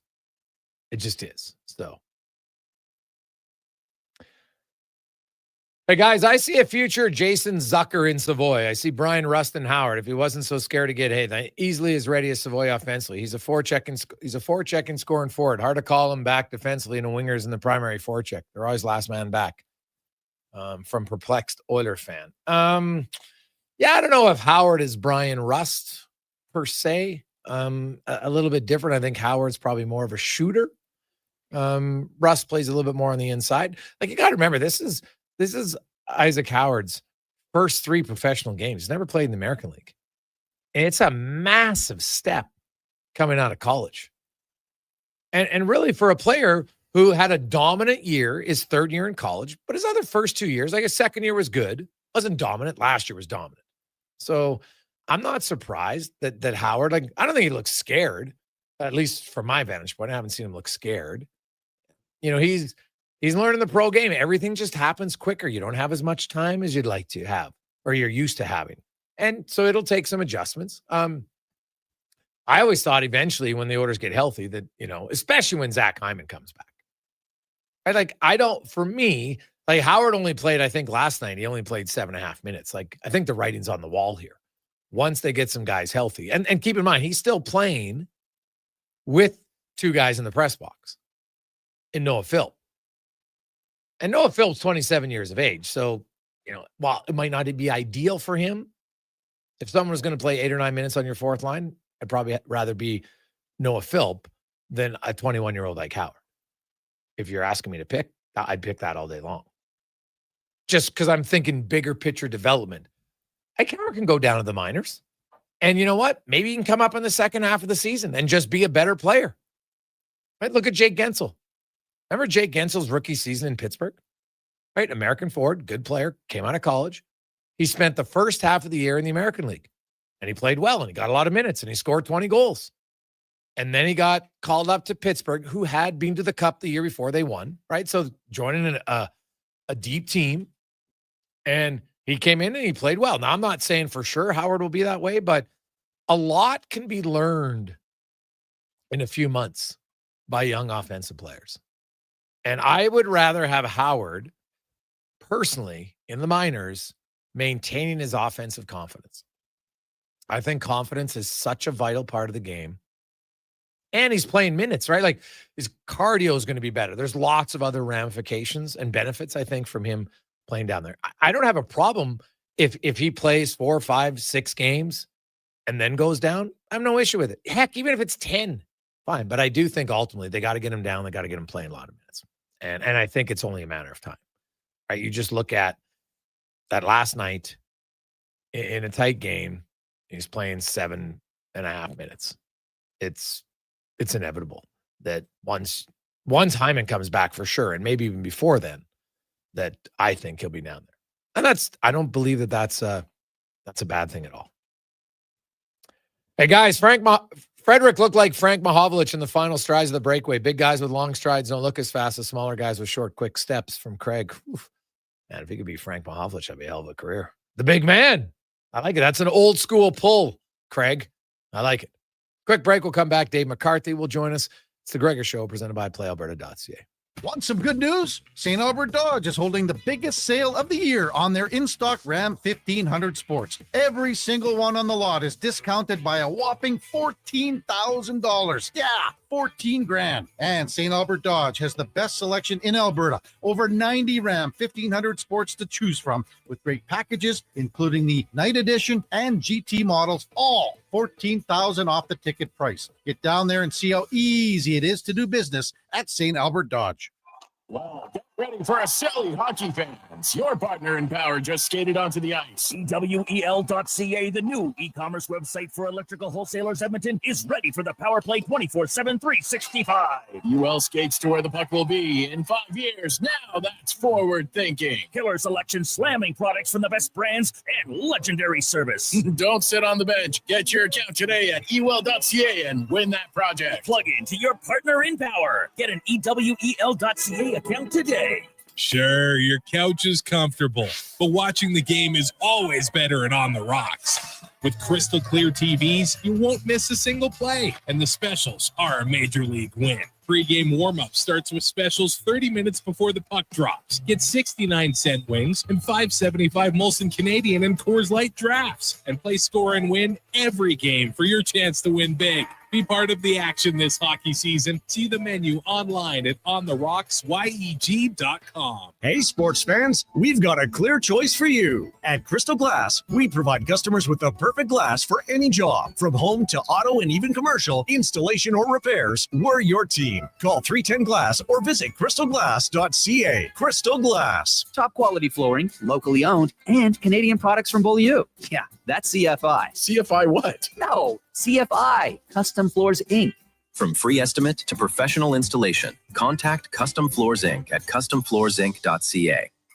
Whether you're at home, in the car, or on the move, you're never more than a tap away from Sports 1440. Download the radio player or iHeart app today so you can get all access anytime to Edmonton's only sports radio station, Sports 1440. Noodle, noodle, noodle, noodle, noodle, noodle, noodle, noodle, noodle, noodle. Noodle, noodle, noodle, noodle, noodle, noodle, noodle, noodle, noodle, noodle, noodle,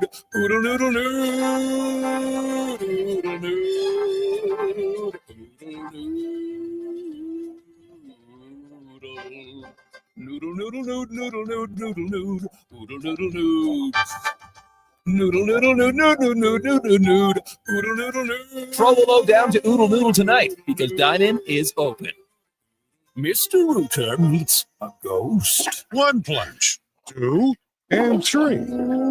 A toilet clogged with a ghost? Man, I love plumbing. You're free now. I will never find peace. The clog is fixed, yes, but I have never trusted the sump pump. No problemo. Like a trick set. Now go to the light, you little scamp. Thank you, Mr. Rooter. To resolve your unfinished plumbing business, trust one plumber, Mr. Rooter. At Leading Edge Physiotherapy, we believe that life shouldn't hurt. Now, that doesn't mean that we don't know that sometimes it really hurts. I mean, we've seen people at their worst moments in life, when they feel they have nowhere to turn, or at a time when they felt like their problem just wouldn't ever go away. We've also seen people who thought to themselves, it'll just go away on its own, or this is no big deal. I don't want to bother anyone about this. Don't know where to turn to, or think it's no big deal. Either way, we have the technology, techniques, and skills to help you get back to it, whatever your it may be. Life shouldn't hurt. LeadingEdgePhysio.com. Hey there, this is your wake-up call. It's time to change to your winter tires. Unless you want to be sliding and swerving around icy roads like you're some kind of dummy. Head to Big Toy Shop and get it done right for a great price. We won't lie to you, inflate your bill, or waste your time. Time to change your tires. Big Toy Shop, 8315 Argyle Road. 780-298-2797. Portions of this hour brought to you by Papa John's. Get the Gregor special. Enjoy 20% off any regular priced order when you enter promo code Gregor at papajohns.ca or on the Papa John's app. From puck drop to kickoff, it's the Jason Gregor Show on Sports 1440. Presented by PlayAlberta.ca, Alberta's only regulated online gambling website.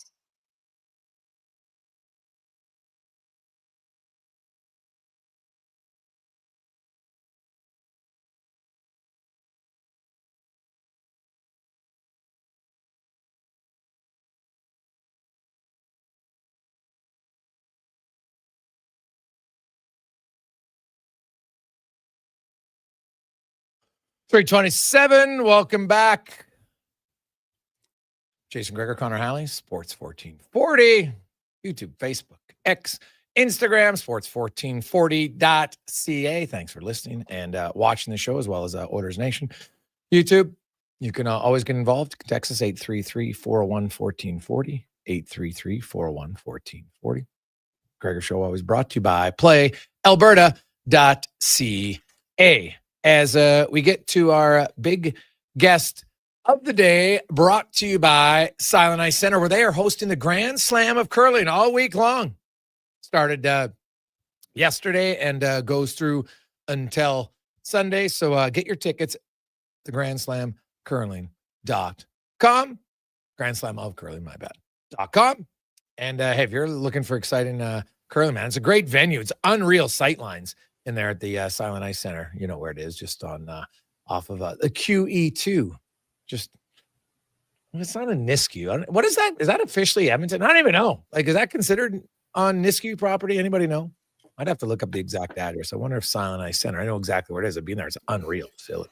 Like, remember when we were in a Beaumont hockey tournament and the ice plant went down, so they switched some of the games and went and played there. And like our kids thought they were in like a professional rink. They'd never been in an arena like that. It was amazing. So it's a great place to watch for curling. And they have this the sands on both sides, and then there's like a restaurant bar right in between.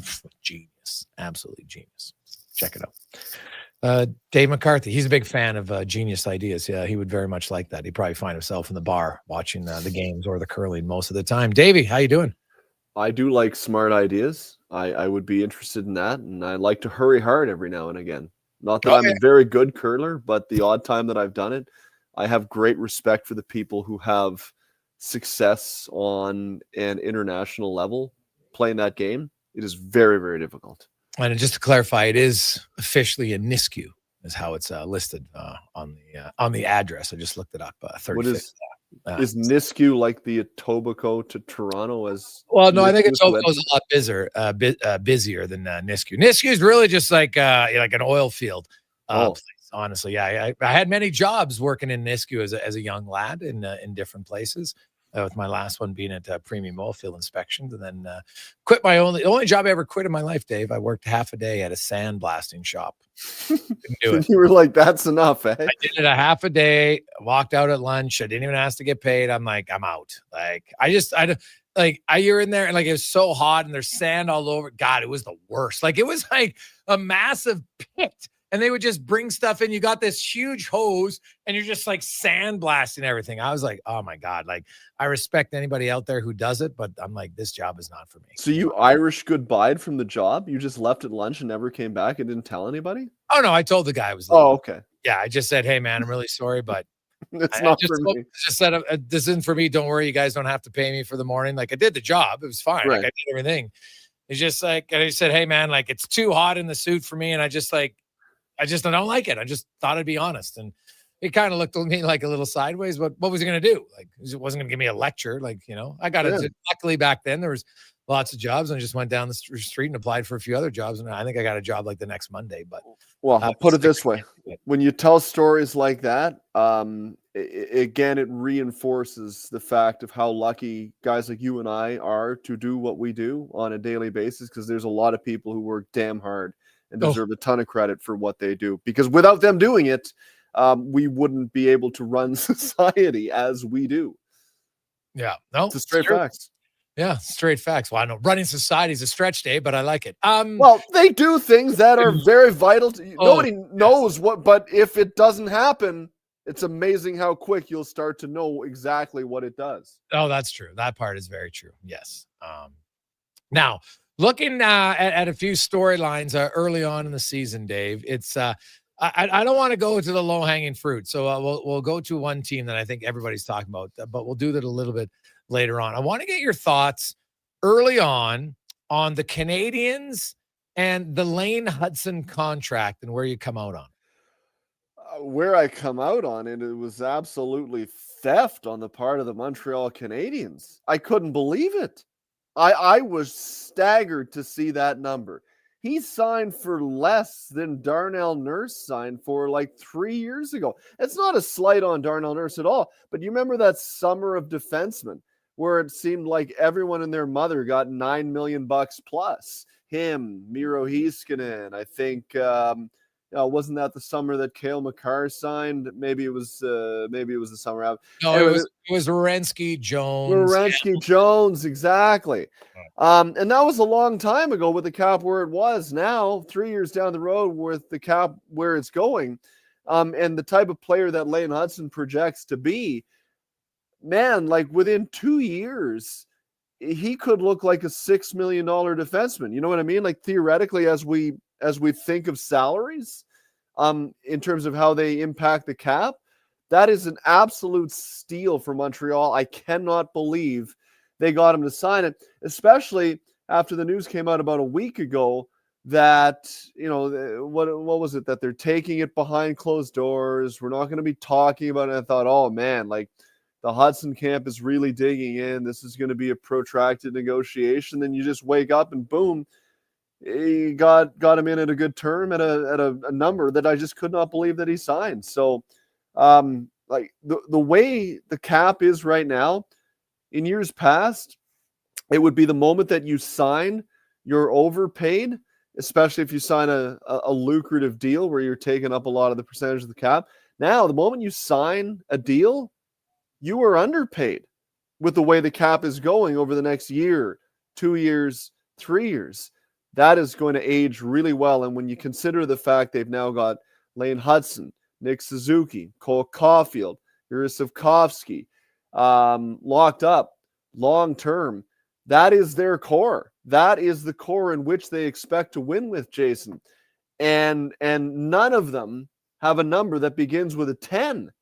Think of all the money that Ken Hughes and Jeff Gordon, who also just signed extensions, are going to have to play with as the years go on over the next 2, 3, 4 years to surround that core, which I think is entirely capable of being a winning core. Good times coming in Montreal. Yeah, see, I think I'm in the minority on this one. I look at this contract. People were trying to tell me, like, this is going to be one of the best value contracts in the league. And I'm like, hey, he's a 5'9" defender who doesn't really score a lot of goals. Like, he's a great passer. Don't get me wrong. He's dynamic. I like all that. But like, if you're asking me to pick, I would pick Luke Hughes on my team over Lane Hudson. Fair enough. But for Montreal, Luke Hughes wasn't going to be available, right? No. I know, but my point is, I get your point. But I guess what my point is that if you're a team like Montreal and you have a guy like Luke Hughes, who they know what he does, which is the one thing that you cannot argue with, is he transports the puck exceptionally well. And they placed a value on that. And so they determined that, okay, I agree. He's a little smaller for my liking, but that's fine as long as you surround him with appropriate players who can bring the skill sets that he does not possess. Some mean, nasty pieces of business. And I think they still need, we talked about this 2 or 3 weeks ago, I still think they need to upgrade in that area. But if you can get a guy who can transport the puck really efficiently and run your power play very effectively for a number that within 2 years will look like a 6, not an 8.5, I'm willing to pay that type of money because you need those type of guys. Look at the New York Rangers right now. They don't have anybody who can transport the puck from the back end. They don't. And they're having a tough time scoring goals. So I think we'll see how it plays out, but I think that's a pretty damn good bet on a guy that has a skill set that you just cannot teach. And I do think you need to have on your team in order to win. All right. I look at, a few other teams. I was surprised how many people, Dave, like the Washington Capitals, like they had 111 points last year, but there was a lot of people wondering, maybe they'll take a step back. And it's early on, but the Caps still looked exactly like the team last year. And I'll say this, like Protas looks better than he did last year. Like that guy is an absolute force. He is huge, can skate. He's smart. Like, man, he is going to be a dominant player for them for a long time.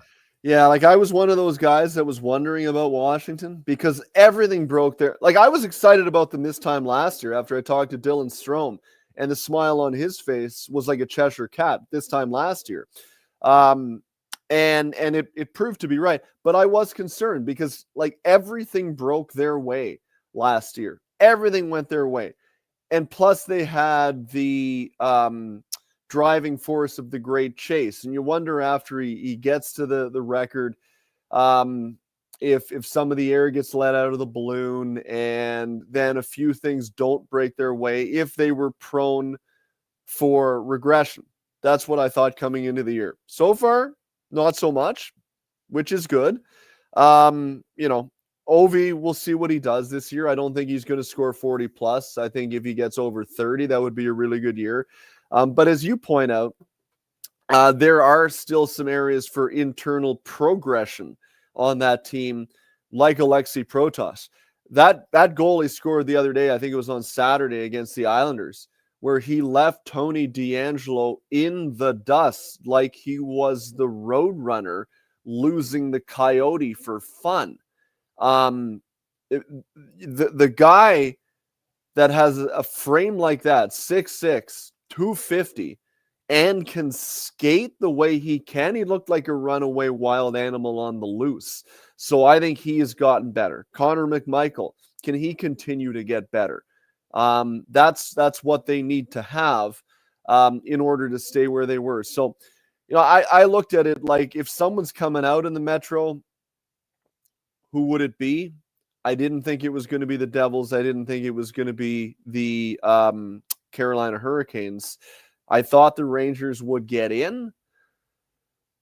Maybe I was wrong on that. They're having a really difficult time scoring. And maybe the Capitals will be fine. So far, they've been good, and that's been good to see.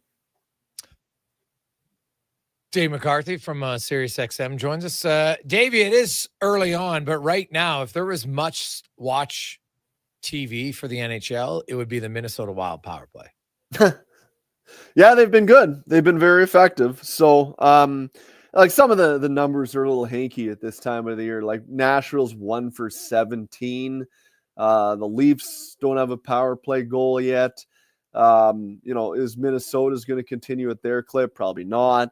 Yeah, there's some trends at this time of the year that are, a little unique, in that if it happened over a span of 10 days in January, it doesn't stand out as much. But yeah, they've been good. And look, I think Minnesota's coming off the high of getting Kirill Kaprizov signed, and they made the playoffs last year. And I think they've got a lot of young players, not unlike Washington, that they hope will continue to get better. Guys like Boldy, guys like Marco Rossi.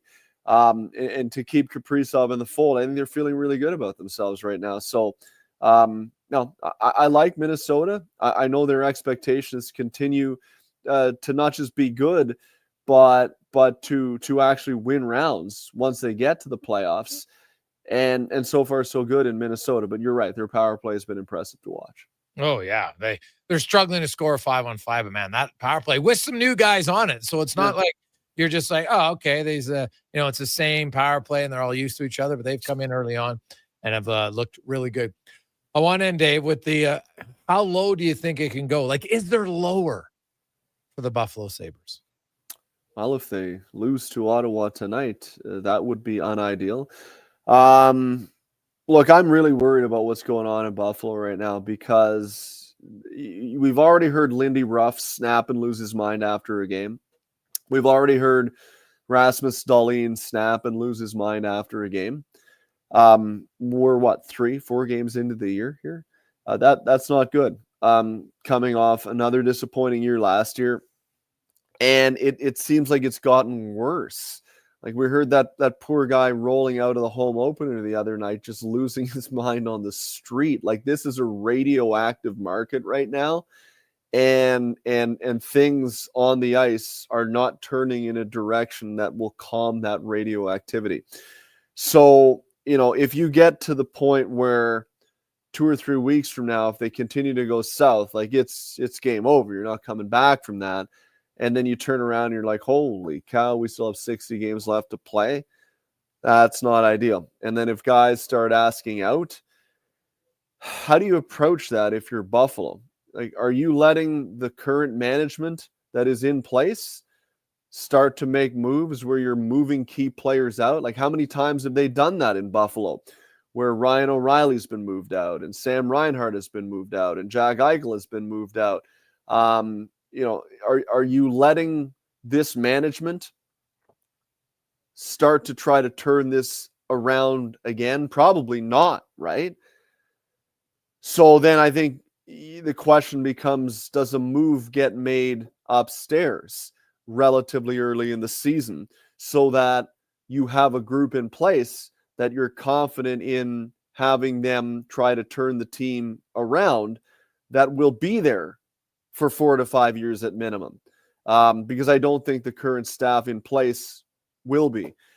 It's bad times in Buffalo right now, and I don't know what else to say. It's been since 2011 that they have not made the playoff. I don't even remember who I was in 2011, Jason. It's been that long. And to think of fans enduring that level of paltry play for that long, I mean, I just don't know how they're going through it right now, but I don't see this turning around in the near future. I'll put it that way. Oh, God. No, there's it's crazy that it's 14 years and they're no closer. I would argue they're farther away, and they're going to have to do some massive tearing down. And until the owner decides to hire the right people, and even if they're not yes men for him, it's not going to improve. I'm sorry. It's just not. Like, he needs to hire Jarmo Kekalainen is an assistant to the general manager right now in Buffalo. And you'd have to think that if they were to make a change, that he would be the guy to get the job. But whether it's Jarmo, whether it's somebody else, Pegula needs to hire someone with clout, with presence, with command, that can come in and bring an aura of credibility back to the organization, because they have none right now. But also, in order to hire someone of that stature, the owner will have to promise whomever that is that I am going to hire you, and for a minimum of no less than 5 years, you will never see my name show up on your phone. And if you do, you can walk out the door, no questions asked, and you get all of your money. Because nobody with credibility, nobody of the ilk that I'm thinking of right now has any interest in working for that ownership in Buffalo, what I've been told, because of the fact that they don't feel that they'll be able to execute their job in the way they want to do so without interference. And I mean, we've seen enough now. It's been 14 years. You would hope the owner knows enough to say, you know what? I might have thought I knew hockey. I clearly don't know hockey. I'm going to hire someone, turn it over to them, and never bother them for at least 5 years.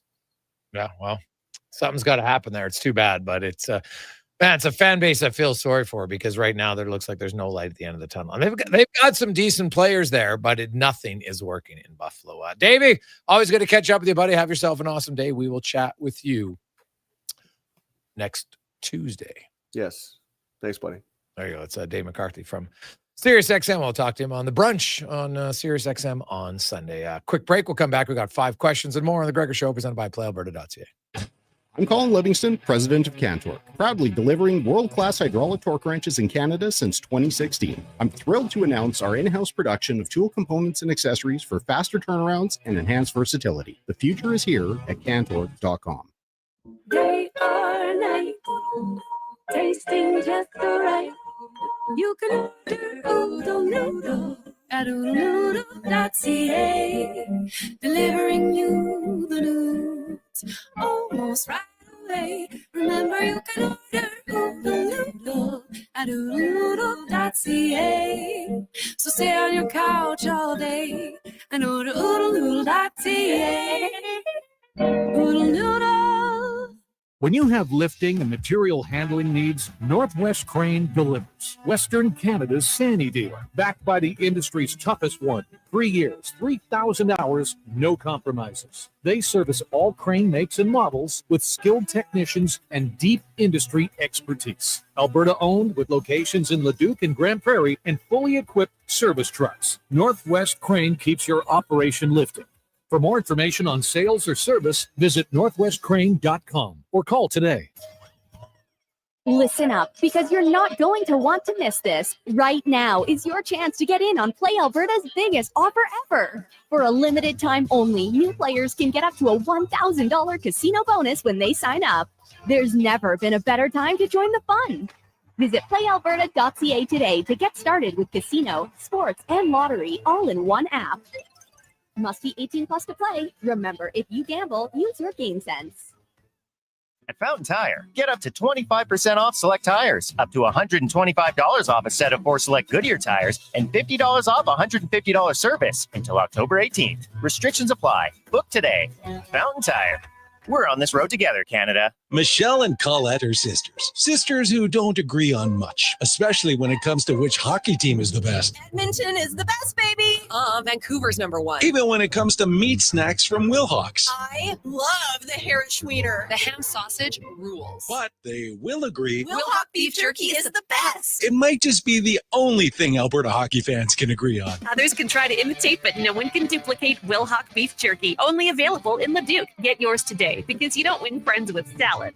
Monopoly Double Play is back at McDonald's. So let's practice winning. You just won 25 grand. And go. Yes. I said 25 grand. That's what I'm talking about. Yeah. Much better. Okay, now you just won a brand new Chevrolet Corvette. I think she just fainted. Impressive.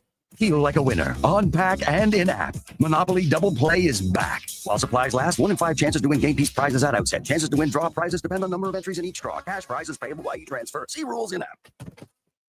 It's back. The world's best curlers are returning to this queue for the Grand Slam of Curling Go Up Tour Challenge. Join us October 14th to 19th at the Silent Ice Center as top teams from around the globe battle it out for glory on the pebbled ice. Enjoy world-class curling and an unforgettable fan experience, all right here in our community. The Grand Slam of Curling Co-op Tour Challenge, October 14th to 19th at the Silent Ice Center. Don't miss it. Measles is very dangerous during pregnancy, increasing the risk of many severe health-related complications. If you're planning to become pregnant, make sure you have received 2 doses of the vaccine at least 1 month before conception. Don't get measles, get immunized. Visit alberta.ca/measles to find out if you're up to date and what to do if you're not. A message from the Government of Alberta. When you get into a new Tundra, you might find yourself hauling ATVs into the great outdoors, even if your last outdoor experience was a backyard barbecue. Because with this much towing capability, fun gets a serious upgrade. All that's left to do is drive it home. Get in and go right now at Toyota, where you can lease a 2025 Tundra 4x4 double cab SR5 from $145 weekly for 64 months at 4.39% with $7,999 down. Visit shoptoyota.ca for your local Prairie Toyota dealer today.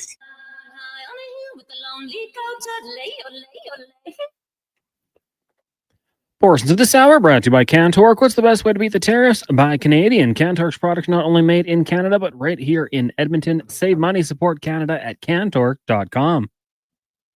The Jason Gregor Show, the best of Edmonton sports talk and beyond. This is Sports 1440. Presented by PlayAlberta.ca, Alberta's only regulated online gambling website.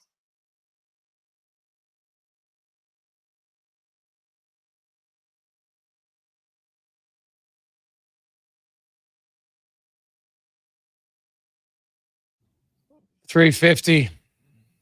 What song is that, Connor Halley? What are you playing today? Yeah, sometimes I just put in random words and see what pops up, and that was Wind It Up by Gwen Stefani. Wow. Yeah. All right. It was that, or I was going to go Winds of Change, but thought I'd go with Gwen. All right. It's a unique one. I don't think I've ever heard that song before. So probably not. No. There you go. Hey, let's get to it. Welcome back to the Gregor Show, presented by PlayAlberta.ca. I would probably set a line on certain songs that I haven't heard. That would definitely be one of them. Let's get to 5 questions brought to you by The Brick. Hockey season is here. Big savings on big screen TVs. You can save up to $800 plus get free local delivery on screens over 50 inches right now at The Brick and thebrick.com. It's time for 5 questions on the Jason Gregor Show. All right, Jason, we saw Stuart Skinner respond to any criticism from last night. With that being said, who would be your starting goalie for the Oilers in their next 3 games? You got the Islanders on Thursday, then in Jersey and Detroit back-to-back. Well, Skinner's playing tomorrow for sure. Then I guess it's a matter of, do you play him again with 1 day's rest, and then you play him Sunday, Tuesday, or do you go him on Saturday and then give him 2 days rest to play? It's a good one. I think I would go Skinner Thursday, Saturday, Pickard Sunday, Skinner Tuesday. Yeah, that's the direction I was leaning as well. Obviously, see how it goes on Thursday, but from now, that's probably what I would do, go back to back, and then give them the day off on Sunday. Question number 2 for you today. If Wallman were to return Thursday or in the future, what do you think is the corresponding roster move that happens? Well, if it's tomorrow, I could just see them putting Regula on IR, retroactive to last Saturday, which means he would be available to play on the weekend. It would just give him a few extra days to sort things out, because they all, guys on IR count against the salary cap, so they've got the room to do it. So that would probably be my first one. It's easy. And then coming out of the lineup, probably Stetcher. Yeah, with you on Stetcher. I like that move with Regula. I also am not opposed at some point for having Ike Howard go down to Bakersfield. Maybe it's after this road trip. He gets one road trip, a few more NHL paychecks, and then back down to Baco. But that's where I'd like to see him play, where he can play 20 minutes power play. And hey, maybe he pulls a Savoy and works on his PK as well. Question number 3 for you. What happens tonight between the Mariners and the Blue Jays? Well, I got a dream. Still, you got to believe until you can't. So I will say the Jays, in an upset, get a win over Kirby and the Mariners and get back in the series. Yeah, I mean, we have to say that, right? I hope they get out there. Bieber, goes into this, probably going to be a tough atmosphere, being the vet, and gives a good performance, and the bats get going just a little bit, and maybe a little bit away from the pressure of playing in Toronto. I don't know. Maybe I'm grasping at straws, but I'm hoping that this can be a benefit for them. But it was some good news today. 4 players were named finalists for Gold Gloves this season. Ernie Clement at 2 positions. So if you had to predict, how many players do you think win Gold Gloves? Imagine if Varsho played enough games, he'd probably have been in there too. I think Ernie Clement is going to win the utility Gold Glover. And Guerrero will win the first base Gold Glove. Those were the 2 I went, and then I'll throw in Team Gold Glove, because the Jays. Is there a Team Gold Glove? Yeah, and they won it the last 2 years. What? Yeah, so I'm going to say there's a Team Gold Glove in the MLB. How long has that been around? I think I've ever is that new? I think like 2020. Okay, well, there you go. God, yeah, I never even heard of it. Best team defensively. The Blue Jays won it the last 2 years, and the Brewers as well, winning it the last 2 years in the NL. So make it 3 as a whole, I'll say. Final question for you. Oilers off day in New York. Air quotes off day. If you had a chance to spend 1 day in New York City, what are you doing to pass the time? Well, they got a lot of new guys their first time in New York City, probably, right? I at least as NHL players, maybe they've gone there in their own personal time, but I would have, you plan ahead because you're going to be there for a few days, right? So I would plan ahead. Definitely at bare minimum, I'm going to a really nice restaurant for dinner for sure. But I think I would probably take a tour and do a little shopping, I think, in New York. That'd be fun. Although I know the Canadian dollar right now isn't great, but I'm an NHL player. I get paid in American money. I think I can handle it. Yeah, I mean, I would hope so. I think I'd probably get out early on, maybe check out Times Square. I did a little research here. They have a thing called the Museum of Ice Cream, which I don't think is exactly what you think it is, but some cool exhibits there. I got to get a hot dog, probably a slice of pizza. And then in the evening, I think I'd probably check out a show. I'd call Struddy and say, hey, Struds, which show should I see? And then follow his advice. Go to Broadway. He does love his shows. That is, Struddy. He's a big fan of the Broadway shows. He loves it going here too. Right? Loves the theater. Who knew? You spot him at the Mayfield Dinner Theater all the time. Oh God, yeah. He likes it when he gets to wear his vest and tight jeans. He's right into it. So it's good. Coming up, Rich Winter will join us. Vinny Prospal is going to join us today. Talk about his unique NHL career and post-playing coaching career, and the difference in coaching. And I think he had a record I was looking up. I think his team was 50-5 in the Czech Republic. So you're a player, and now you're trying to get in the coaching ranks. How is there's an advantage in one sense, yes, because you're a former player, so the door opens. But there's only so many doors to get to the NHL as a coach. So how do you kick those down? There's obviously more opportunities as a player. And you consider there's 23 players on a team, and there's usually, I'm excluding the goalie coach. There's like three coaching positions usually. So maybe 4. So we'll talk to Vlad about that. Of course, he came over. He was drafted and played pro hockey as an 18-year-old in North America. Now, this is back in the early 90s, different time. And, of course, Europeans are able to play in the American League as an 18-year-old. But, man, that I would assume that would be quite the adjustment. So we'll talk to Vaclav / Vinny Prospel about that. But first, let's get to the Con Man and a Sports 1440 update brought to you by Fountain Tire. Stop in right now at Fountain Tire because you're thinking about it, get tires on your vehicle. 6 months, 0% financing, or you can do it for a year. Again, no interest, 12 easy payments. FountainTire.com.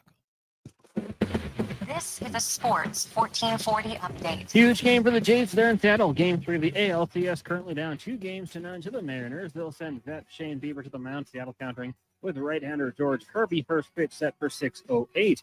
In the NHL, the LA Kings have reacquired goaltender Phoenix Copley from Tampa in exchange for future considerations. He was claimed off waivers by Tampa from LA earlier this month. On the ice, got the Sabres and Sens, Panthers in Detroit. Blues host the Blackhawks and the Flames in Salt Lake City for a meeting with the Mammoth. 9-time NBA All-Star Russell Westbrook has agreed to terms on a 1-year deal with the Sacramento Kings. It's 1 year, $3.6 million per report. In preseason rolls on in the association. Raptors taking on the Celtics just after 5:30. Coming up in Hour 3 of the Jason Gregor Show, it's another edition of the Business of Sport with longtime NHL player agent Rich Winter. I'm Connor Halley. This has been a Sports 1440 update. Sports 1440, the Stingray radio station. CKJR broadcasts from West Edmonton Mall and Wetaskiwin. Download the free Stingray music app and listen wherever you go. Whoa, who turned off all the lights? Experience the new charcoal menu at Booster Juice. Charcoal menu? Introducing the Eclipse Smoothie, Blackout Booster Mixer, and Midnight Booster Ball. Where's that voice coming from? Dark and delicious, made with activated charcoal. Can we please turn the lights back on? Sorry, I'm just excited about the new charcoal menu. Wow, that is good. Right? Available now, only at Booster Juice. You've probably heard the term supply and demand. Something is needed and someone supplies it. We're GS Construction, and we're in the supply and demand business with you. Edmonton and the surrounding area continue to grow. Infrastructure has to be continually replaced and upgraded to keep up with demand. You see it with new buildings and new roads, but what about below ground, where all sorts of pipes bring you water and take wastewater away? That's where we come in. For more on what we do, go to gsconstruction.ca. I'm Gene Principe for Legacy Heating and Cooling. If you need a furnace this Halloween, it'd be a grave mistake not to. Call Legacy. Call Legacy. Need repair? Revampire your furnace. Just Call Legacy. Call Legacy. Legacy has a skeleton of furnaces in stock. Call Legacy. Call Legacy. Plus, no interest and no prints of payments for 1 year when you buy with Legacy Heating and Cooling. I'm Colin Livingston, president of Cantork. Since 2016, we've been at the forefront. You're back. I'm delighted to share our latest Sports venture, 1440 production for quicker turnaround, superior quality, and heightened versatility. Experience excellence at Cantork.com. 327, welcome back. Louder than words, Japa Machinery Group Gregor Show puts your presents construction plan into action with XCMG construction machinery you need. Gotta go with Gwen. Available for rental or sale. Learn more at japamachinery.com. Carve out for a cause at the Jason Gregor Pizza Pig Out, presented by GS Construction. Thursday, November 6th at the Canadian Ice House, indulge in unlimited pizza from amazing local pizzerias while you help raise some dough for kids' sport. Then vote for your favorite slice to help crown the People's Choice Award winners. Tickets to join Edmonton's biggest and best adult pizza party are just $30. Head to jasongregorpizzapigout.com for more details and to buy tickets. Looking for the perfect used ride? Now's the time. Drive away for as little as $25 bi-weekly. Go Auto has over 7,500 used vehicles in stock with something for everyone. From budget-friendly cars and road trip-ready SUVs to powerful work-ready trucks. With around 70 locations across Canada, your next vehicle is closer than you think. Whether you're upgrading, downsizing, or buying for the first time, we've got the right ride at the right price. But don't wait. These deals won't stick around forever. Start shopping today at goauto.ca. 3 locations, endless sports action. Selly's Sports Bar and Lounge. Selly's is the place to catch every game this fall. With tons of TVs, there's never a bad seat in the house. Check out the game night food and drink features and bring your friends for all the fun with Oilers watch parties all season long. Selly's Sports Bar and Lounge at all 3 Century Casino locations, Edmonton, St. Albert, and Century Mile. I'm Rick Showers from No Bull RV, and I want to explain how our operation works. You see, over at the new RV store, they take orders and try to sell them all by camping season, and sometimes they sell out early. Sometimes they're stuck with a few that just won't move, and maybe they take a couple of used ones on trade. At No Bull, it's a whole different ballgame. You have inventory arriving all the time, right, Rick? That's right, Bob. The RVs at No Bull are here on consignment. Folks choose to sell their RVs with us because the customers are already here. And you specialize in used RVs. Better believe it, Bob. The new RV stores are not that interested in used models. And nobody in Alberta has more quality used RVs than we do. Not by a long shot. So if you want to sell yours fast, come to where the buyers are. And that's here. And that's No Bull. NobleRV.ca. Portions of this hour brought to you by Leading Edge Physio. From weekend warriors to professional athletes, kids playing soccer to grandparents in the garden, rotator cuff tears and tendonitis to post-surgical knees and hips. We fix your body. Life shouldn't hurt. LeadingEdgePhysio.com. The Jason Gregor Show. The best of Edmonton sports talk and beyond. This is Sports 1440. Presented by PlayAlberta.ca, Alberta's only regulated online gambling website.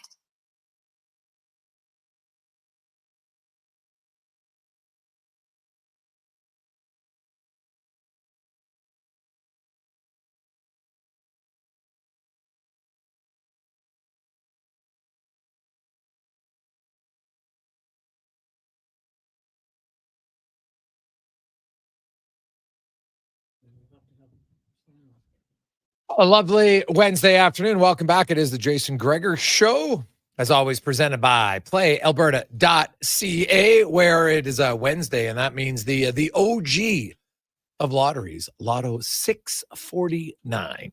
You can get your tickets at PlayAlberta.ca. $36 million up for grabs tonight. See the old lovely number 36, who quite a few owners that would wear that earlier in their career and then change numbers to that one. Sean Horkoff, Jared Stoll, a few others. So there you go. Now, as always, we're on Sports 1440, sports1440.ca, YouTube, Facebook, X, and Instagram, as well as Orders Nation. YouTube and Instagram, we thank you very much for listening and watching the show. As we welcome to the program once again, it is time for the business of sports. Rich Winter is our co-host for the next hour. Of course, a longtime NHL agent, dabbles in a few other things. Ooh, looking really sharp today. What are you, coming from a job interview or something? Sometimes I dress up just for the purposes. I think it makes you 10% smarter, and I needed that today. I had back-to-back conference calls, so we got a lot of comments actually. So not wearing a t-shirt's not a bad idea. It's not a bad idea. I think you're it's a good color coordinating there. So I don't know if you looked in the mirror. It's always good to look in the mirror before you leave the house, right? Got the salmon pants to go with it. Salmon pants. I know. I saw those. You know me. I don't mind a little brightness. So that's very good. Now we're gonna have Vinny Prospel joining us on the business support a little bit, but I'm going to get to a few things. You'd asked a question. I did dig into the insurance, and yes, it is transferable. So obviously, okay. Yeah. So a team makes sense. Would make a lot of sense, because otherwise teams wouldn't be doing it. And, wow, I was wrong. It does vary. Wow. From player to player as to what, like the big one gets insured, and smaller ones obviously on shorter term deals usually they don't, because the guys don't the chance of a player getting hurt that much. So they kind of weigh the odds. They tell me it varies now. And the guy did tell me, and I talked to two different managers and capologists, that it varies from organization to organization. Yeah, because you can buy insurance for everybody if you want. Yeah. You're required to buy a certain amount. Yes. Yeah. So it varies. And then, like you had said, on the first part is covered by the team automatically. Then after that, it's simple deductible, like auto insurance. Yeah. So, but it's simple but rather costly if it comes to a big I contract. think it's generally 30 games. Yeah. So figure it out. A guy's making $10 million. That's That's 4.5. Yeah, Four and a half. It's pretty big cake.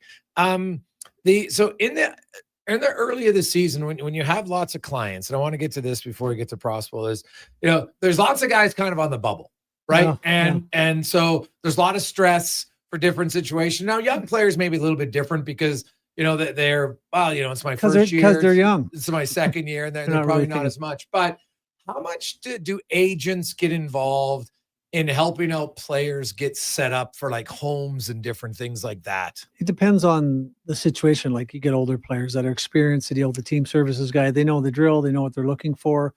I mean, I think the biggest challenge is this time of year or prior to decisions like Adam Ernie being in, he's got 3 children under the age of 4.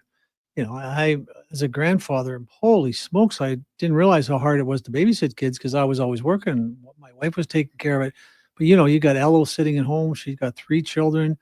He's sitting in a hotel, misses the kids. It's no surprise I'm hearing from him almost every day towards the end of camp. Have you heard anything? And those are the kind of things that people forget. He still not have his family there because even though he's made the team, he's up with Dallas. They haven't given the old housing letter, which allows him to get a place. So you've got to do that in 30 days. So he could technically be sitting in the hotel for another 25 days and won't see his kids for 70, 75 based on he came a little bit before camp started. So that's hard. Yeah, it's definitely hard. Now that leads us into our guest today on Business of Sports, because to me, I always like everybody has a unique story and it's very different. And when European players started coming to the NHL regularly in late 80s, really into the 90s, and it became more common, but I still think probably there was lots of those young players that were still kind of guinea pigs in a way of how you're going to treat them, how are we going to help them, how are we going to support them. And our guest today was drafted in the 3rd round, 71st overall in 1993 by the Philadelphia Flyers, 18 years of age, from the Czech Republic. And because he was European, he's able to play in the American League at 18 years of age. And he did. He played 18, 19, and 20. Played 3 full seasons, actually 4, because in his 4th year, he did get a little time in the NHL, and then became a regular NHL'er really in kind of his 5th year in North America. Vaclav Vinny Prospel joins us. Vinny, how you doing?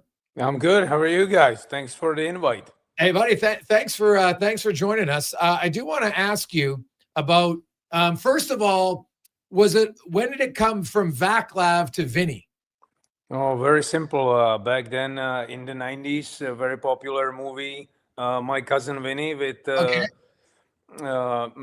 Tomei and what's the actor's name? Joe Pesci. Joe Pesci. Yeah. So very tough for my teammates to pronounce my first name the right way. So they started calling me Vinny, and look, it stuck for me now for 31 years here. No, everybody calls you Vinny. So, hey, could be worse names to be called, no doubt. Now, you came over, you got drafted, and you come at 18. You're playing in Hershey. Obviously, you went to Philadelphia, but you play in Hershey for the first few years. How much English did you know, Vinny? How much of a culture shock was it for you as an 18-year-old to come and live in Hershey? Pretty much no English. I do remember what I had on a piece of paper, and that was it, because I was flying through London. I'm looking for the gate number, and I was gonna hopefully somehow find a way how to manage to say the number of the gate, but that's what I had on that piece of paper, and that was basically what I knew from the English language. So pretty much none. Pretty much none. So how long did it take you? How did you learn English? Were you watching My Cousin Vinny? What were you watching? How were your friends helping you out? Well, I guess the best thing for me was when I was sent into the minors that there were no other Czechs on the team at that time. So Flyers put me with the family. One of the purpose to put me with the family was to learn language properly, quickly, and basically adjust to the new environment that I was put into with the American family, with the Pearls in Hershey, which I still keep in touch with. And they became like my North American family. And it took me probably 2.5 months, maybe 3 months, to be able to put together sentences and to be able to understand my teammates and my billet family, what I want to talk about or what they're asking me. So you're on the ice for practice, Vinny. How the heck did you figure out what's going on?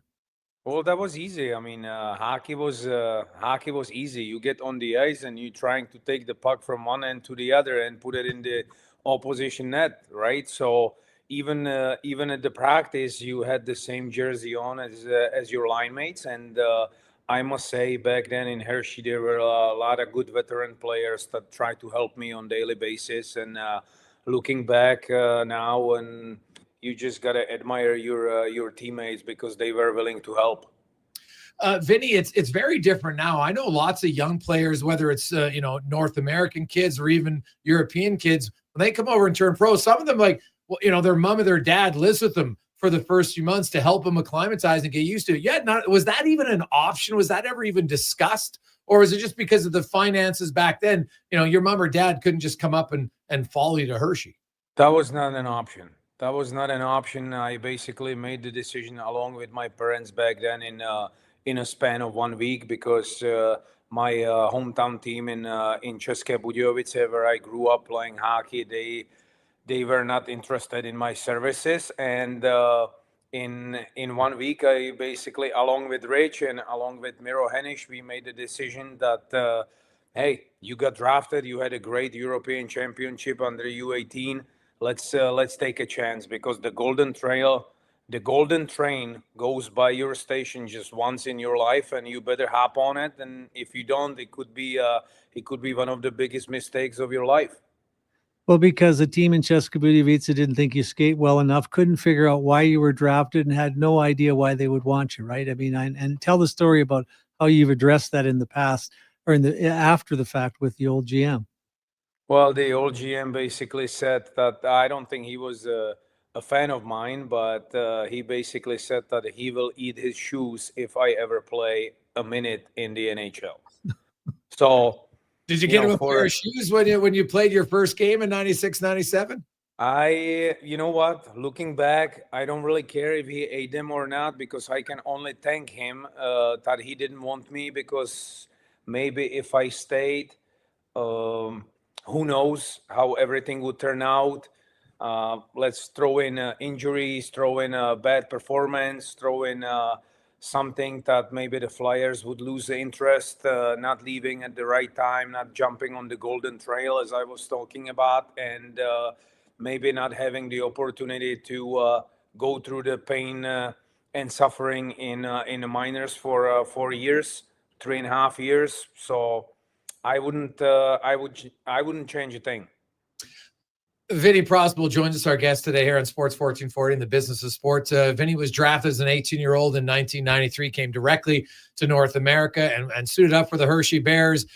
Vinny, tell me kind of like how much different, you mentioned, I could understand hockey, but the style of the American League must have been very different. Like Tracy England, Clayton Norris, Turan Sandwood, Dan Kordick. Like you had some tough guys on that team. Like I'm assuming that had to be a little bit of an eye opener for you, just the style of play. Oh, believe me, there were times that the highest praise that I got from my head coach was not when I passed the puck to somebody that was wide open, but when I actually hit somebody in the corner because we were that kind of team. And Jay Leach back then was my 2.5 years, my first 2.5 years. Jay Leach was the head coach with the Hershey Bears. And he loved the physical play, but he also wanted us to compete hard. And obviously, 18-year-old kid that come from Europe where basically there is no hitting is supposed to be adjusting to this rugged style of hockey when there's like line brawls are like a common thing on Wednesday or Friday evening or Saturday night in Hershey because there is nothing else to do. It was eye opening, and it took me some time to get used to it. And sure, there were times when I'm looking at in the mirror and I'm saying like, are they ever gonna give me a chance? Are they ever gonna call me up? How come they calling up this guy? And you know, there's doubts, but you can't stop. And those 3.5 years spending in the minors, going through the growing pains and adjusting to North American style of hockey. Right now, looking back, it was probably the blessing in the sky because later on, you know, the career lasted for 16 years in the NHL. Yeah. And if I would have to tell my story to some of younger kids, then I would tell them, go through the American Hockey League because it makes you appreciate what you get in the NHL later on.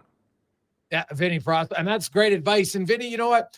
Like I always say, hey, the NHL is not really a teenage league. Like there's a few phenoms, but even those guys, it's pretty rare to have success at that level. And the American League, I would say the same thing. It's a man's league. It's really hard. You played there 18, 19, and 20, and you were pretty consistent. 14, 13, 15 goals. Your point totals went up a bit, 35, 45, 51. But then your fourth year, you had 32 goals, 95 points in 63 games. What kind of clicked for you to have that big of a jump? And that he finally learned English and knew where to go. Yeah. But what was it? Just like gaining experience? Is it gaining confidence? Did you get stronger? What? Because that's a pretty significant jump in year number 4, and then obviously that led to you going to the NHL and never going back. Well, first of all, I had even though the playoff, my third year was pretty short, I had a decent playoff. All of a sudden, I was starting to play the kind of like one of the main roles, like a leadership on the team, because obviously it was my third year and I was, you know, getting better. But at the end of the third year, Billy Barber became our head coach. Jay Leach got fired and Billy Barber became the head coach. Why? Because they also moved the Hershey Bears to Philadelphia. Yes. Ed Snyder, rest in peace, because he was one of the greatest owners in hockey, great Flyers owner, decided to build a brand new rink, and he wanted to bring in a minor league team into the old Spectrum. So he basically broke the affiliation with the Hershey Bears, and that's how the Philadelphia Phantoms started. Now, you know, they in Lehigh Valley, there's no more Philadelphia Phantoms, but they brought us over, and he obviously wanted to have somebody coaching who is tight in Philadelphia, and Billy Barber was the guy. So when he came over, he basically pulled me aside and he said, you go back home and you train and you get better, and I will play. Can I say a bad word on the radio? Well, not too bad. Okay. I will play the heck out of you. Okay. Yeah. You could have said hell. That's fine. Okay. I will play the hell out of you. Okay. So summer goes by. We come back. We get sent down. We have the Philadelphia Phantoms team. We play first 2 games away. Our first opener is our first game at home is our obviously season opener at home. And I'm being healthy scratched. Oh. So I'm waving the crowd on the bench, in the suit, just like that. Great start to my 4th year. And he goes, I expect hell of a lot more. So the weekend's over. We played 3 nights, and I sat on Sunday in the stands watching my teammates to battle somebody. Comes Tuesday, because Monday was a day off. Come Tuesday, Billy gives me the opportunity to be on the first line again. So I practice on the first line throughout the whole week. Then we play. Next game is on Friday. I hop in. He gives me the opportunity. We win 6-3. I ended up with 5 points, 2 goals, 3 assists. And since then, I took off.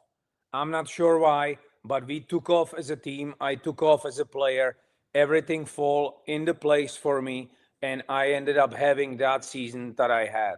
And quite frankly, I just enjoyed the ride. I did not question why the Flyers didn't call me up a little bit earlier, but I led the league by wide margin, and to this day, I have amazing memories to how good we were as a team. I think at that first year, that inaugural season, we set the record for home wins at that time. I do believe that it has been broken since, but at that time we drew 18,000 people, and the people that were basically second guessing Ed Snyder's decision to bring the farm team into the same town where the NHL team is, it paid off, because there were a lot of young families with the kids that couldn't afford the NHL tickets. They came to our games, and we were selling out. Well, and so you're playing great, Vinny. I do want to ask you about one player on your team, because I've had him on my show, Frank the Animal Bilo. Frank the Animal Bilos. Yeah, like what was your fit? Because I think it was their first year as a teammate. Like, do you remember like what stood out from Frank for you that year? That he understood his role. Okay.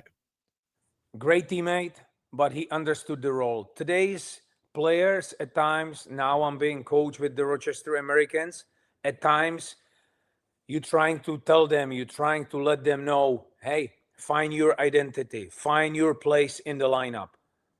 Frankie knew what his role is. He knew his position within the team, and he played up to it. And maybe we played with a little bit of more balls because we had Frankie in the lineup. Oh, I could imagine. Like, he was tough as nails and a little bit cuckoo at times. No question about it. I think he was a mayor of St. John. Yes. Or St. John's, because that's where he played before he came to us. Yeah. And we went there for our annual Maritime trip. It was like he was the mayor of that town when we showed up. They loved his style of player in that town. No question about it. It's hard-nosed town. So they loved all those guys back then. We'll take a quick break. We'll come back more with Vinny Prospel. We'll talk about not Mike Keenan, John Tortorella, the relationship with John, and more here on the Business of Sports on Sports 1440, sports1440.ca. At Fountain Tire, we're fluent in saving you money. Fluent? Yes, we've mastered the language of deals. Like right now, you can save up to 25% off select tires and up to $125 off a set of 4 select Goodyear tires. Plus, $50 off $150 service when you buy those tires. All until October 18th. I'm sorry, I don't speak deals. Spend less, save more when you buy round black things from us. Oh, got it. Restrictions apply. Book your appointment online today. Fountain Tire. We're on this road together, Canada. Legacy Heating and Cooling is the #1 furnace replacement company for zombie hunters. Those who know their old decrepit furnace passed away years ago. It's decaying husk shuffling around now as the furnace. Legacy Heating will send your undead furnace to its grave, replacing it with no payments and no interest for 1 year. Protect your legacy from the beast in the basement. It's time to destroy the furnace of the dead. Legacy Heating and Cooling. Monopoly Double Play is back at McDonald's. So let's practice winning. You just won 25 grand. And go. Yes! I said 25 grand. That's what I'm talking about! Yeah! Much better. Okay, now you just won a brand new Chevrolet Corvette. I think she just fainted. Impressive. Feel like a winner. On pack and in-app. Monopoly Double Play is back. While supplies last, 1 in 5 chances to win game piece prizes at outset. Chances to win draw prizes depend on number of entries in each draw. Cash prizes payable by e-transfer. See rules in-app. The madness continues at the Brick. Get your home ready to host. Save up to $1,200 on made-in-Canada sofas and sectionals, up to 30% off coffee tables and nightstands, and up to 25% off bedroom and dining. Buy more, save more, up to $1,000 off appliances. Hockey season is here, and so are big savings on big screen TVs. Save up to $800, plus get free local delivery on screens over 50 inches. The Brick, saving you more.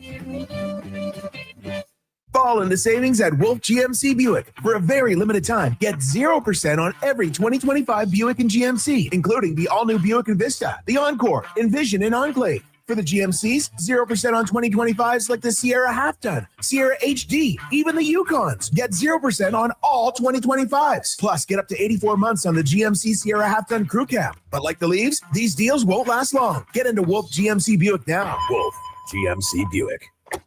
We're making it easy.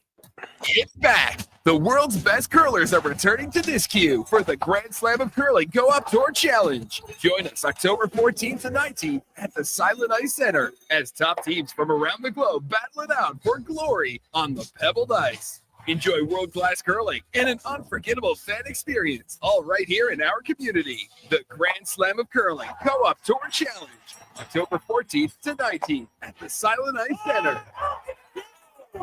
Don't miss it. They're not just a grocery store. They're a butcher, a baker, a cafe, deli, rotisserie pizza, and restaurant, all under one roof. Loca Quality Market does food differently with 2 locations to serve you. Edmonton and Sherwood Park. Visit loca.ca. Looking at the Alberta weather forecast, wild, unpredictable, brutally tough. When the weather turns tough, Titan Supply doesn't back down. Titan Supply has been protecting workers from conditions like this for 50 years. We stand tall with you against the elements with the industry's best rigging, hauling, and lifting products to get you home safe. Tire chains, wire rope, round slings, chain slings, and a whole lot more. Titan Supply in Edmonton, Grand Prairie, Red Deer, and Calgary. Online at titansupply.ca. Lift, dig, haul. Portions of this hour brought to you by On the Rocks. The Oilers are back in action. OTR is ready to be your hockey headquarters. $5.75 Molson Canadian, 69-cent wings, and play, score, and win every game. See more at ontherocksyeg.com. The Jason Gregor Show, the best of Edmonton sports talk and beyond. This is Sports 1440. Presented by PlayAlberta.ca, Alberta's only regulated online gambling website.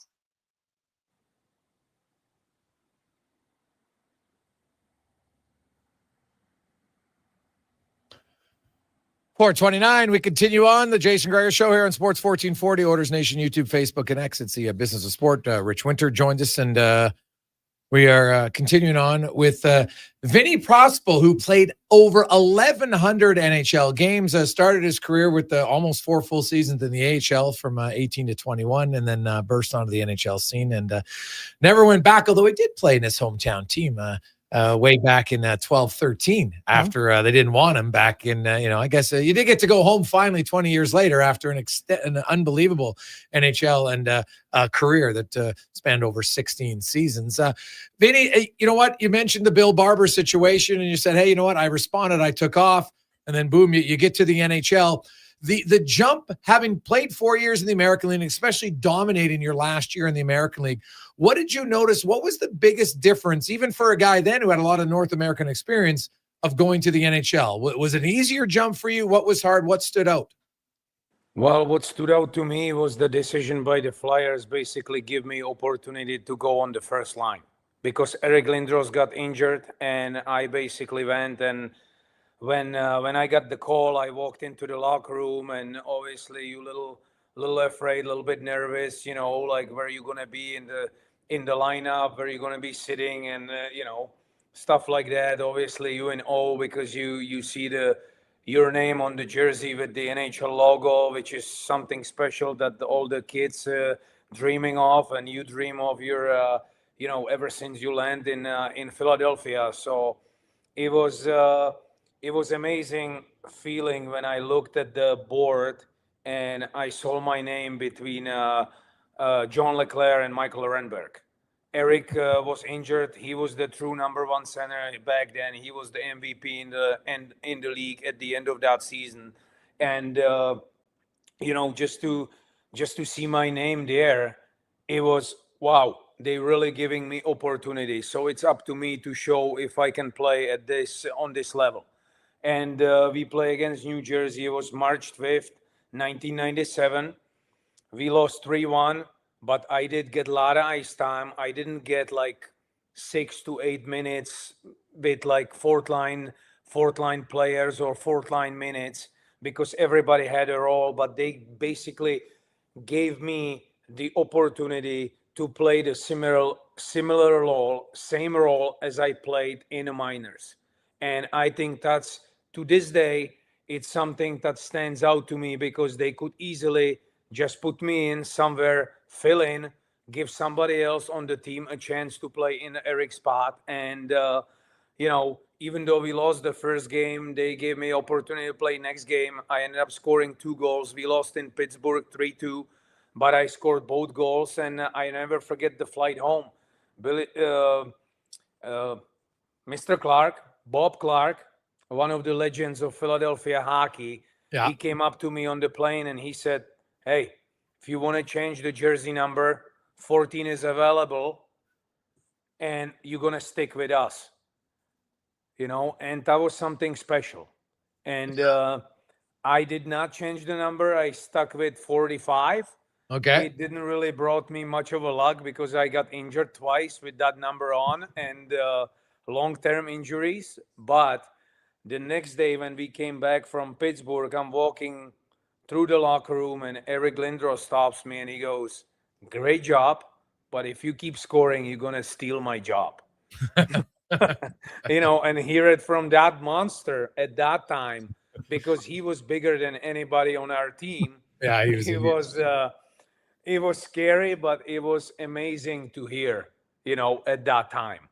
Yeah, well, you had 15 points in your first 18 games to finish the season. Then you were a point-a-game player in the playoffs that year for the Flyers, right? Like that, they were a good team, and you came in. Then the next season, you played 41 games, and then it was your first time getting traded. To kind of walk us through that. You go to Ottawa, where there's actually lots of Czechs and Slovaks, so I don't know if you knew the guys or not, but walk us through the trade and how you found out, and what was your reaction initially when you got traded?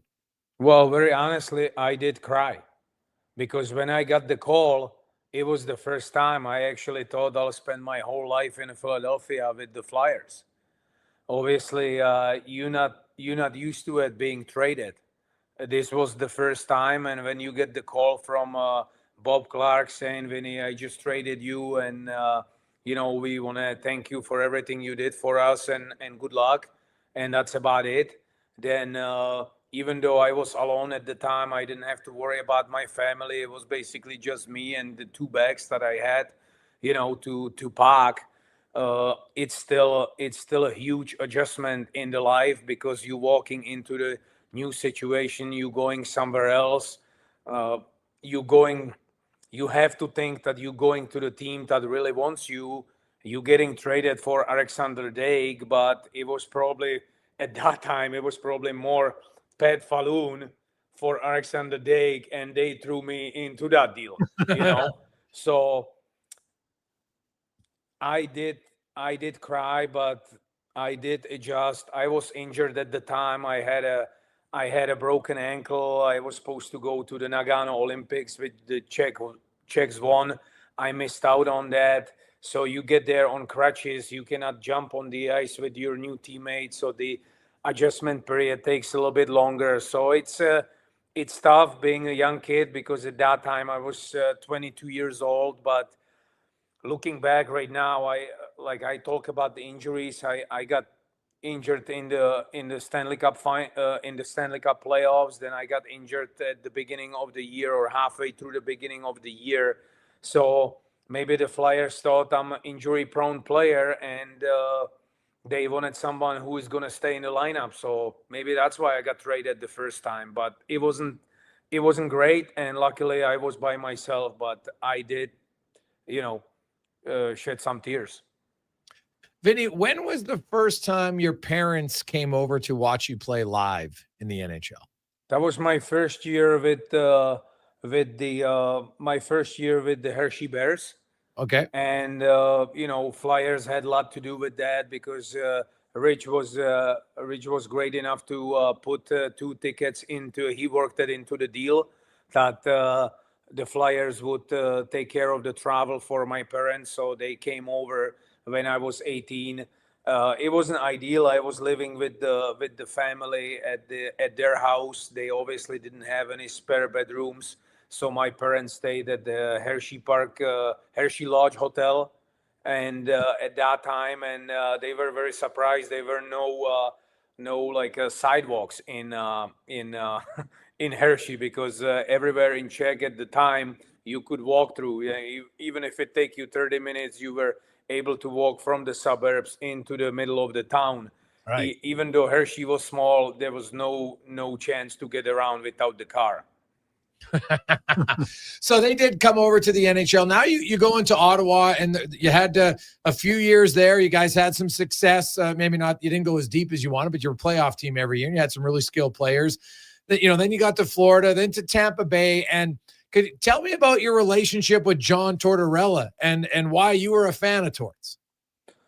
Well, I mean, my first encounter with Torts became when I had my big year in the minors, and I made the All-Star team. And Torts was actually coaching the Rochester Americans at the time, and they were leading the league. So he got to coach the All-Star team, and I to this day I still have the picture with him having that mustache and coaching us, and. So that was the first time I got to meet him, and there was immediate impression by the way he approached the game. He didn't even want to lose the All-Star game, and then obviously I get traded from Ottawa to Panthers. I played 34 great games, which I'm kidding. It wasn't all that great. So I get traded again in the middle of a summer because they. Afraid that Vinny Lecavalier is going to be holding out and they need somebody to fill in maybe at the center spot. So I'm going through the training camp.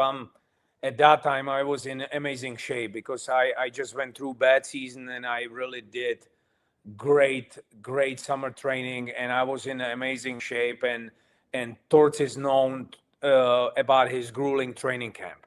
Yeah. And I went through it like a knife through the hot knife through the butter. It didn't.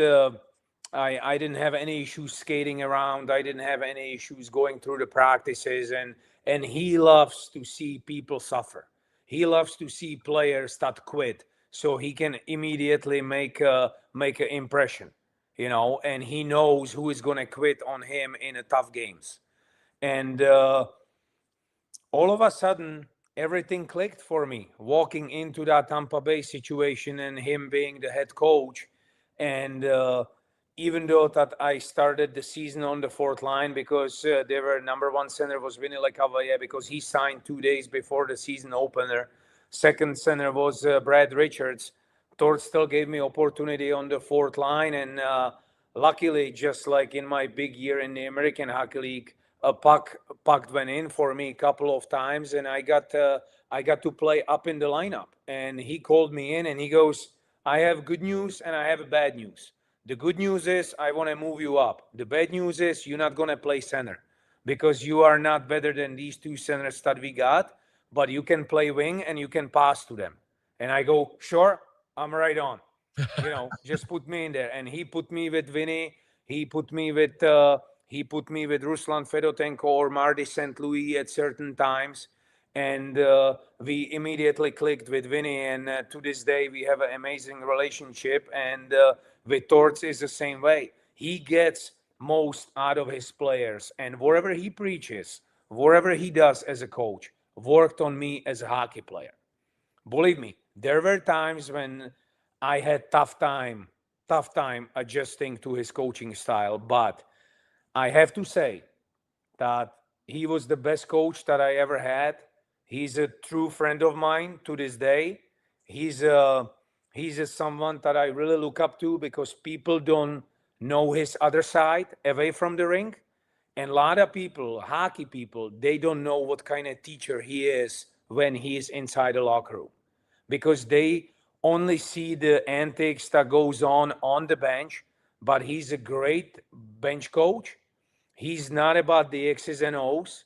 He obviously wants the team to play a certain way, but all of above, he cares about his players. He cares about his staff. He cares about you as an individual. And whatever he does makes you a better person and better player. Now, Vinny, you followed him around a lot, but it wasn't always smooth. There was a little bump around an interview you had in Tampa. But tell us about that, and then tell us just about the just the time you spent really following Torts around North America a little bit.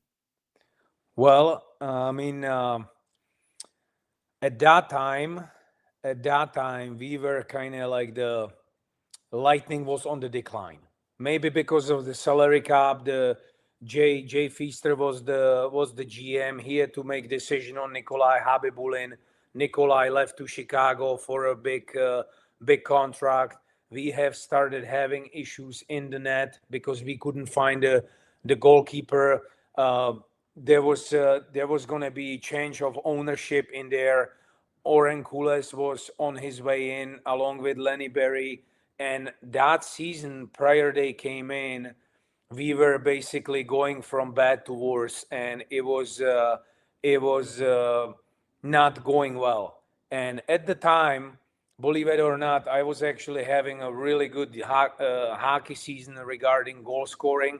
At that year, I scored 33 goals, which is by far the most that I ever scored as a player. But we also had a huge disagreement with Torch in regards of my spot, because to that day I played with Vinny and Marty. Yeah. But at the time, Brad Richards was our number 2 center, and Torch wanted to help him because he was not producing, he was not scoring, and Richie at the time was a really important player for us. And all of a sudden I get moved away from that line and I get put somewhere else, and all of a sudden I'm wondering why. And Brad Richards is put on the left wing with Vinny and Marty, and my ice time gets cut. I'm the second leading goal scorer on the team at that time, and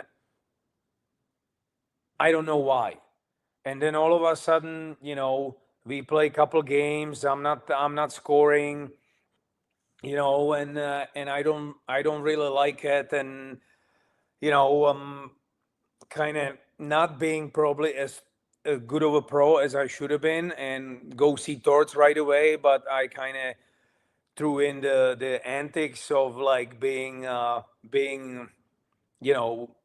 feeling sorry for myself, and we playing home game at home against Montreal Canadiens, and I'm starting the game on the 4th line. And then all of a sudden in the first period, there's probably like 6 minutes left, and Torts put me back with those 2 guys. And I go out there, we have a great first shift together. Then I'm over the boards for the second shift with them, and I score the goal. I go on my knees. I'm basically, celebrating like this is Stanley Cup game-winning goal or something like that. Well, long story short, we win the hockey game 3-2. I scored 2 goals, game-winning goal, I believe, in that game. Paul Kennedy, at that time, TV guy for the Tampa Bay Lightning. I think he's still there. Paul Kennedy, hello. He stops me on the bench and he goes, Vinny, can we do the on-bench interview? I go, sure.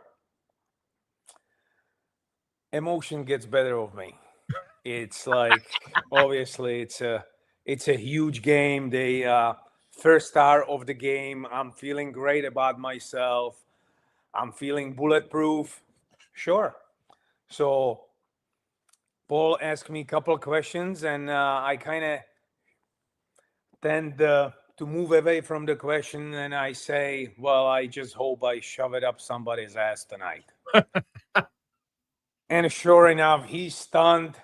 He doesn't know what to say. So the interview's over. I'm walking from the bench into the locker room, and it is, Vinny effing Prospel, get into my office. I didn't even make it to the locker room. He calls me in his office. We have effing fight in the air. Yeah. And, I show up the next day. If I'm ready to apologize. And I said, no, I'm not. Sure enough, that same night, back then the NHL was, I believe, on Versus or some other network. Yeah. Jonesy, who is now like one of the highest guys in with the Philadelphia Flyers, right? He has been long time TV analyst. He's on the TV and he goes, "Well, there's 1 week before the deadline. He's gone. He's gone." Sure enough, I get traded. I get traded in 1 week. But I'll tell you one thing. I'm leaving the loading dock. I'm backing off out of my spot. Torts is pulling in. And for some reason, I stopped. I got out of the car.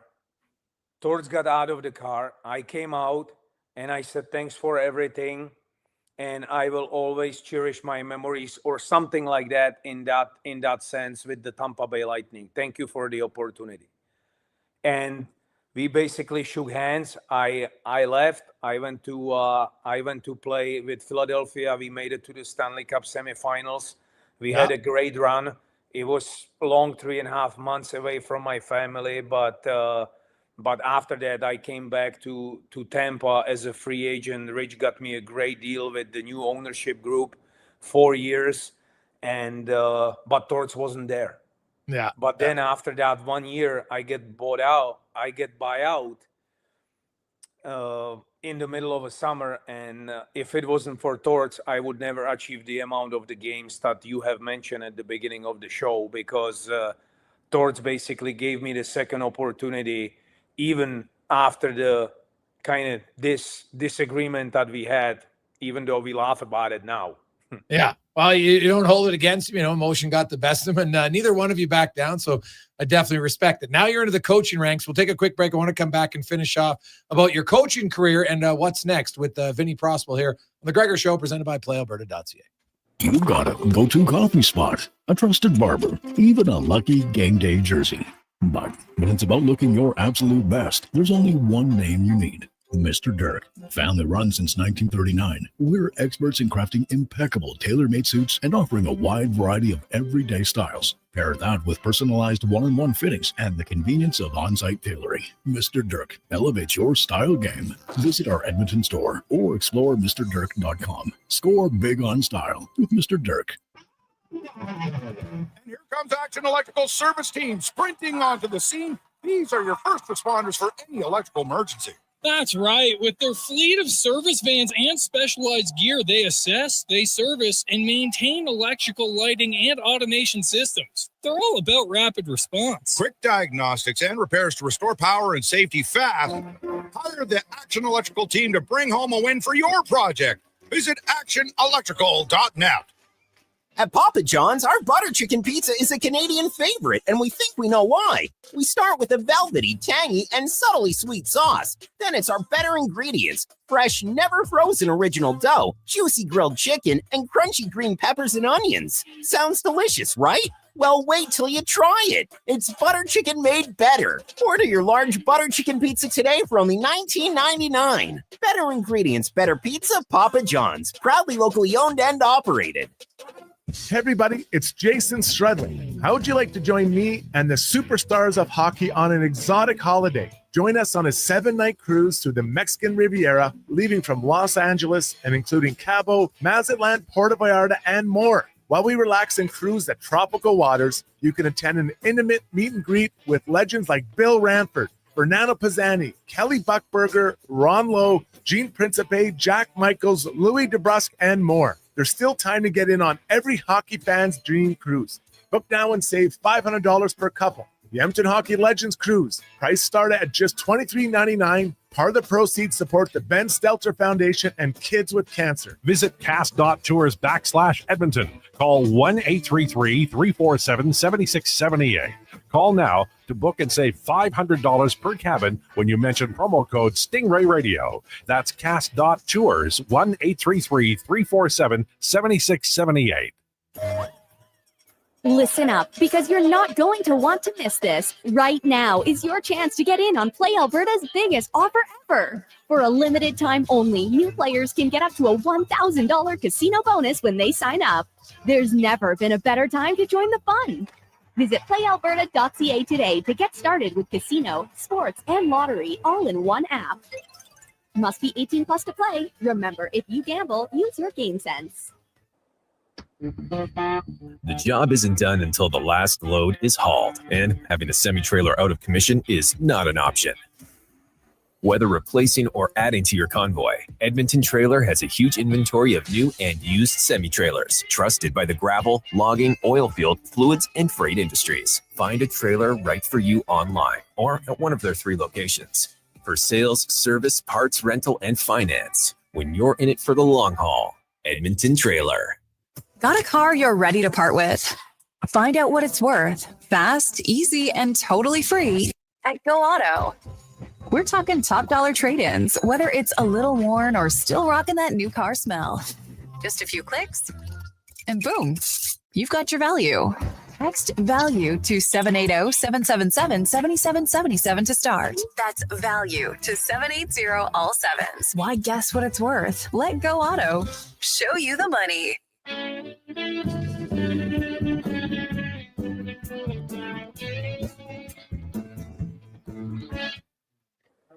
Portions of this hour brought to you by Joppa Machinery. Do you know that Joppa offers in-house and on-site service? Rain or shine, Joppa's service department is here for you. Get a quote now at joppamachinery.com. The Jason Gregor Show, the best of Edmonton sports talk and beyond. This is Sports 1440. Presented by playalberta.ca, Alberta's only regulated online gambling website.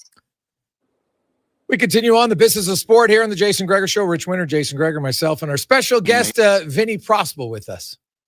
So, Vinny, I got a couple of questions that I just always appreciated how honest you were with me. Maybe Torts didn't appreciate as much as I did, but I always remember calling you one time, and I'm sure you remember this. And I asked you, so I'd heard that you're I got some issues, and maybe we got some relationships problems. And do you remember what you said? Well, because we keep talking to this day, it must have been like I have no issues and I never want to leave. And that's why we stayed partners basically for all of my NHL career ever since I was 16 years old. Well, it was actually better than that. You actually said, which was typical Vinny Prospel, you said, Rich, seriously? If I had an issue with you, do you think I would have called somebody else other than you? So I thought that was good, but I want to give people a really interesting perspective of how your last experience as you tried to chase down one more opportunity to play for John Tortorella. Remember, you were sitting out till I think about November. Yep. It was, and I was able to get the Vancouver Canucks. I think Torts was able to get the Vancouver Canucks to give some consideration to signing you. You'd spent a lot of time with your family. You came up to Vancouver, and you were skating the next day, and you called me and you told me that you thought I was going to kill you. And then what did you tell me? Well, that my heart is not in it anymore, and I do believe that this is it for me. And I had to fly through the entire North America, basically from Tampa to Vancouver to realize that I am done as a player. Well, the thing I remember about it was you told me you found something, and this is a real nice revelation for a player who's loved the game and has worked as hard at it as you had. You told me you found something that you loved more than hockey. Do you remember what it was? Family. Exactly. And I just thought to myself, you're apologizing because you found something you love more than the game. It happens to be your family. I mean, if you know enough players, and I know many of them, that couldn't make that transition because they didn't have that sentiment. And I remember hanging up the phone and just sort of sitting at my desk and smiling. Yeah, that's a great way to leave the game, and it's a great destination to head to. So I wasn't upset. I was actually really excited, and I think that's just sort of typifies what's important to you. I think Vinny Prospel would die for a teammate, fight for a family member, and I just found it really intriguing that you got to leave on such a happy note. So outside of Marian Hossa leaving with 27 goals and being pretty happy to retire at that stage, that was the best exit I had ever seen an athlete. I'm going home. I want to be with my wife and my kids. Now, Vinny, one of your first road roommates from Hershey, their big sponsor of the show, he was listening and he texted in Taran Sanwith and wanted me to pass on a hello and share a story that goes, Vinny was so stubborn as a rookie. He didn't understand the rookie veteran protocol on the road, and that the veteran was supposed to choose the TV, but you always would just pick the TV. Do you remember that? Well, because Sandman wanted to watch the TV until 1:30 a.m. Oh, and no. I was used to going to the bed at 10:30 because I wanted to get some good sleep because we had the game next day. Okay. And Sandman was our captain at the time. He was actually the one who took me shopping, to get my first suit in a mall in Harrisburg. What's that? Did it fit? Because his suits never fit. It did fit. It was a little bit different than the suits are made nowadays, but it did fit, and I really appreciated the gesture because he was basically the prime example of what I was talking about regarding what kind of veteran group we had and how they looked after us, the young kids that had no idea what basically is going on.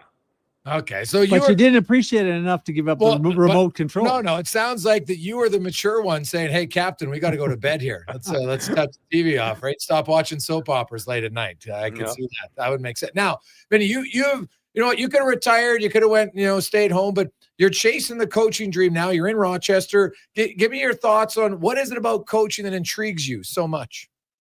Basically, the biggest thing about coaching is the closest thing to being a hockey player, and I cannot be a hockey player anymore because I had my time. But going to the ring, being around the young guys, around the young players, young team, it's again, I'll say it again, it's the closest thing to playing. And even though you don't control the game as much as you are able to when you were a player on the ice, you still there in the middle of the battle. And I guess the thing that I miss the most from being a player also is competing and having the great time with your teammates when you end up winning the hockey game.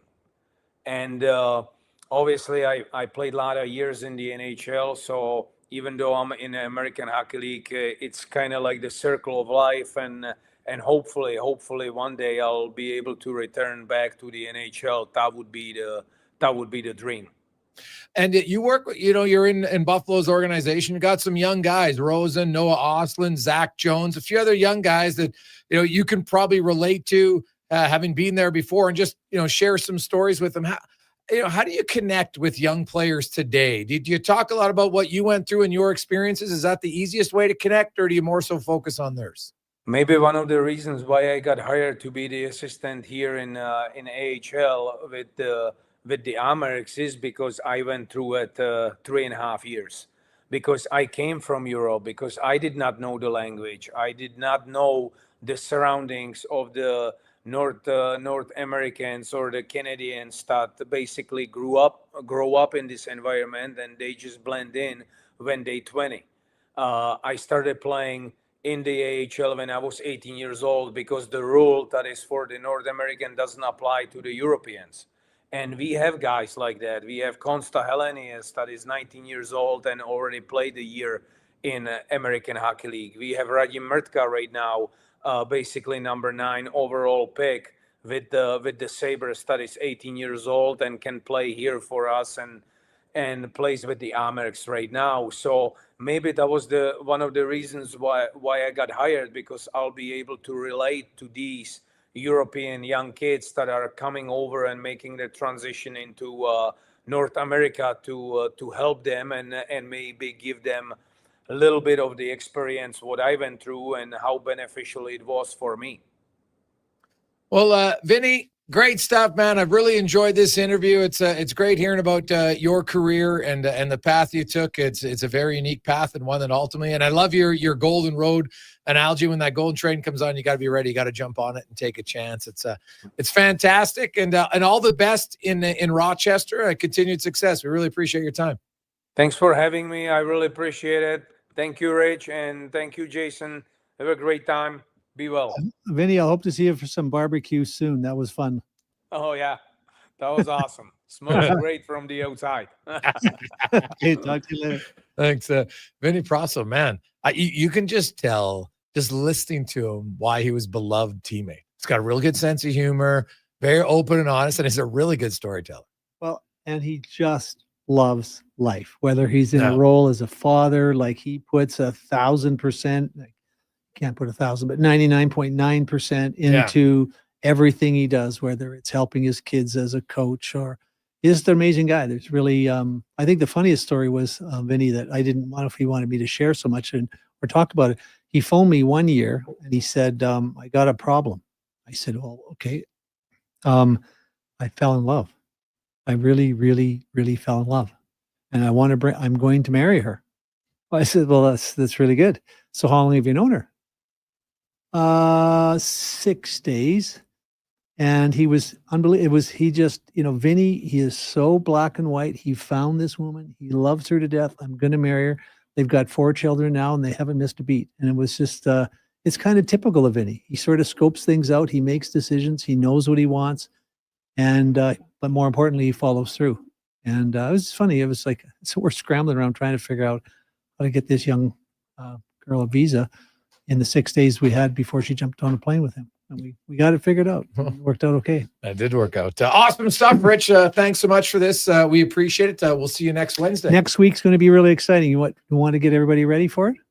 Sure. Tell us what's going on. Ian Pulver, a longtime assistant executive director of the NHLPA. We'll talk about Bob Goodenow, Bob Goodenow's experience with him, Bob Goodenow's life. And he's a former agent too. Yeah. Well, he's an agent now. So we'll go at it a little bit. He and I will talk. I'll get him prepped before we get on, and we'll just, there'll be a lot of interesting stuff about the lockouts and what's going on behind the scenes. A lot of really interesting stuff. That'll be great next Wednesday in the Business of Sport, 4 to 5 here on the Jason Gregor Show on Sports 1440. Thanks, Rich. Great stuff, buddy. We'll see you then. Okay, thanks. Let's get to the Con Man and a Sports 1440 update brought to you by Northgate Chevrolet Buick GMC. In October, Northgate continues on to help feed families. They want to get to their goal of 500, and they're inching closer every day. For every truck sold this month, they will feed a family of 4. So stop in Northgate. This truck's for you. This is the Sports 1440 update. Massive game for the Jays tonight out in Seattle. Game 3 of the ALCS. Currently down 2-0. They'll send Shane Bieber to the mound. Seattle countering with George Kirby. First pitch, 6:08 on the ice tonight. You got the Red Wings and the Panthers. Sends in Buffalo. Blues host the Blackhawks, and the Flames taking on the Mammoth. The Edmonton Oil Kings in action, hosting the Portland Winterhawks. Puck drop at 7 down at Rogers Place. In the BCHL, the Saints in action there in Chilliwack, taking on the Capitals at 8. And earlier today in the AJ Camrose flanked Lloyd 2-0. Coming up in hour 4 of the Jason Gregor Show, we'll be joined by Mark Spector of Broadcast Sportsnet and Elks linebacker Golden Blanco. I'm Connor Halley. This has been a Sports 1440 update. Sports 1440 in West Edmonton Mall and Wetaskiwin. CKJR is a Stingray radio station. Download the free radio player app and listen wherever you go. Action Electrical Solar Team is now making a play for sustainability and savings. They're specialists in powering up for a greener future. That's the strategy. Designing and installing high-efficiency solar panels. They're helping homes and businesses combat rising utility costs by harnessing the power of the sun. A smart move for efficiency and the environment. Hire the Action Electrical team to bring home a win for your project. Visit actionelectrical.net. Bringing every project to life requires the right team. By joining the Japa Machinery Group service or sales teams, you can be part of setting a new industry standard. Celebrating a legacy of excellence with Japa. Learn more at japamachinery.com. Planning your next event? Let Loca Quality Market cater. From made-to-order meals to gourmet platters to full chef tasting experiences, they make entertaining effortless. Visit loca.ca to start planning today. The madness continues at the Brick. Get your home ready to host. Save up to $1,200 on made in Canada sofas and sectionals, up to 30% off coffee tables and nightstands, and up to 25% off bedroom and dining. Buy more, save more, up to $1,000 off appliances. Hockey season is here, and so are big savings on big screen TVs. Save up to $800, plus get free local delivery on screens over 50 inches. The Brick, saving you more. At Papa John's, our butter chicken pizza is a Canadian favorite, and we think we know why. We start with a velvety, tangy, and subtly sweet sauce. Then it's our better ingredients: fresh, never frozen original dough, juicy grilled chicken, and crunchy green peppers and onions. Sounds delicious, right? Well, wait till you try it. It's butter chicken made better. Order your large butter chicken pizza today for only $19.99. Better ingredients, better pizza, Papa John's. Proudly locally owned and operated. At Fountain Tire, we're fluent in saving you money. Fluent? Yes, we've mastered the language of deals. Like right now, you can save up to 25% off select tires and up to $125 off a set of 4 select Goodyear tires. Plus, $50 off $150 service when you buy those tires. All until October 18th. I'm sorry, I don't speak deals. Spend less, save more when you buy round black things from us. Oh, got it. Restrictions apply. Book your appointment online today. Fountain Tire. We're on this road together, Canada. Is your company drowning in paperwork and administrative tasks? Do you need more data to make better decisions? Nectar.io is your company's all-in-one solution for fleet and materials management, safety, time cards, and GIS-based project management. Now is the time to capture and transform field, site, and shop data into boardroom-level business intelligence, all with one login. Visit Nectar.io to book a demo today. Nectar.io, your business made better. It's back! The world's best curlers are returning to this queue for the Grand Slam of Curling Go Up Tour Challenge. Join us October 14th to 19th at the Silent Ice Center as top teams from around the globe battle it out for glory on the pebbled ice. Enjoy world-class curling and an unforgettable fan experience, all right here in our community. The Grand Slam of Curling Co-op Tour Challenge, October 14th to 19th at the Silent Ice Center. Don't miss it. Missioner Allen Auctioneering's 3-day Calgary, Edmonton, Winnipeg public unreserved heavy truck auctions are this Thursday at 9 a.m. with Tritum, tandem, and single axle trucks including tractors, diggers, decks, dumps, plows, vacs, man lifts, pickers, refuse trucks, and more. Info at maauctions.com. From the locker room to your radio, Sports 1440 is Edmonton's sports leader. Real talk, big personalities, and your texts. It's interactive. It's fun. It's where Edmonton talks sports. Sports 1440. Missioner Allen Auctioneering's next 3-day Calgary, Edmonton, Winnipeg public unreserved industrial auctions are this Thursday and Friday at 9 a.m. These major events include multiple lanes selling a large selection of multi-purpose trucks, equipment, and commercial trailers. Info at maauctions.com.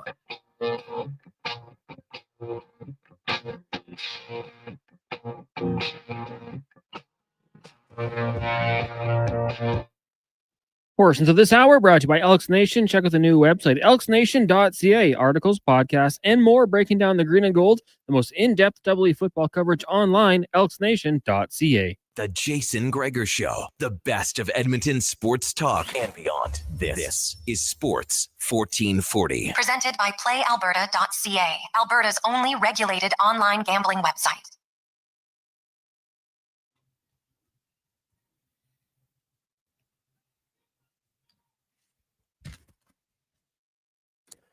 Just after 5 o'clock. Welcome back to the Jason Gregor Show, Sports 1440, sports1440.ca, YouTube, Facebook, X, and Instagram. Thanks for listening and watching. Really enjoyed that interview with Vinny Prospel, and based on the text line, many of you did as well. Hey, guys, I lived in Canada my whole life, and I can't speak as well as Vinny. Great guest from Iron, Rob, Honest Joe, Randy, Brian, Steve, Sarah, Mitch, and many of you others. Just really enjoyed that. So, yeah, Vinny Prospel, he was great. Really awesome, and could see why he's beloved by his teammates. And what a career, man. Played 4 years in the AHL and then 1,100 games in the NHL. Just another great example that time in the NHL, in the AHL, is not going to hurt you. From a guy who lived it. For people who, you can't put them in the AHL. They're there for a year. It's too long. Give me a break. Give me a break. I think it's one of the biggest mistakes. Any family member who would say to their son that, you're in the American League and we got to, their organization's mistreating you. I think that sometimes you maybe got to rethink that. If you're good enough, it'll make a big difference for sure. Now, let's get to the spec report brought to you by GS Construction. Hey, you heard about the Sandman from GS. He takes care of his teammates. Vinny Prospel took him out suit shopping. Well, guess what? At GS, they look after their employees as well. They're always looking to, they got very competitive wages, and they love promoting from within. They have a real team mentality, and they're hiring. Go to gsconstruction.ca and look up careers as we welcome in from New York City. Mark Spector joins us. Spec, did you ever do a feature interview with Vinny Prospel? Because if you didn't, you missed out, man. He was unreal. You know what? I've spoken to Vinny, but I've never really sat down and gotten to know him at all. He was always a Eastern Conference guy, right? Yeah. Like, I never got, there's a few of those guys. Another great guy is Dana Zubris, who spent his whole career over there. Never got to know him. You don't get to know him as well, but I've heard that about Vinny Prospel. I've heard he's an awesome person. Yes. And I'm sure that interview was great. No, he was. It was awesome. He was a really good storyteller. Awesome. Told the story about how he got traded from Tampa after him and Torts. And he loved Torts. He said, Torts was great, but one game he took him off, and then he wasn't playing him. And then Prospel scored 2 goals, and after the game, they do an on-bench interview, and he was just said some things. And then he's like, well, I hope I just shoved it up someone's what. It was referring to the coach, and got traded a few days later to Philadelphia. But guess what? Well, now, traded Philly was Tampa wasn't going anywhere that year, and Philly was, and Prospel really helped him out. But it was still kind of funny. But guess what? Next time he was a free agent, guess who signed him? John Tortorella with the Rangers. So Tortorella, you never can figure out Torts. I sure as hell can't figure him out. I'll tell you that. I know Vinny loved him. Is he working somewhere? What happened? Oh yeah, he is. He is working on ESPN. I'm pretty sure. Yeah, he's not. He's one of those guys that he does.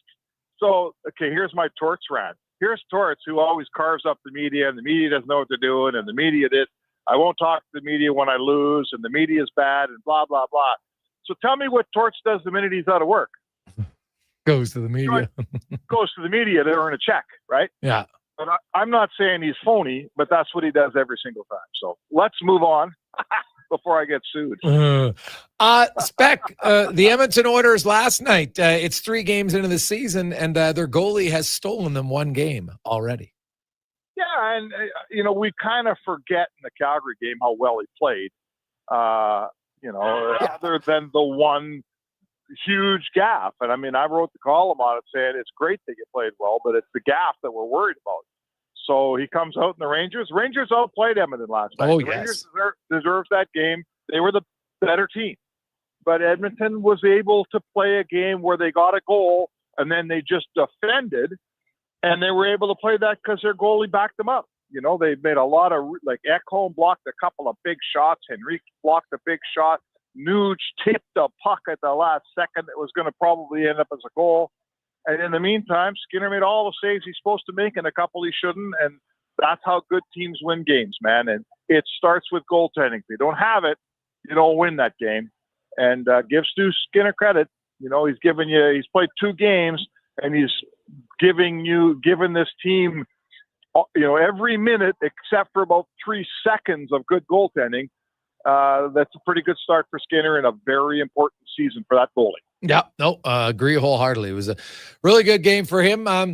It's funny because their defense in 2 of the 3 games has been very good. They didn't give up much to Calgary, gave up virtually nothing to Vancouver. Yeah. And then, last game wasn't awful, but obviously they got out 10-3 in the high danger chances. So that's not ideal.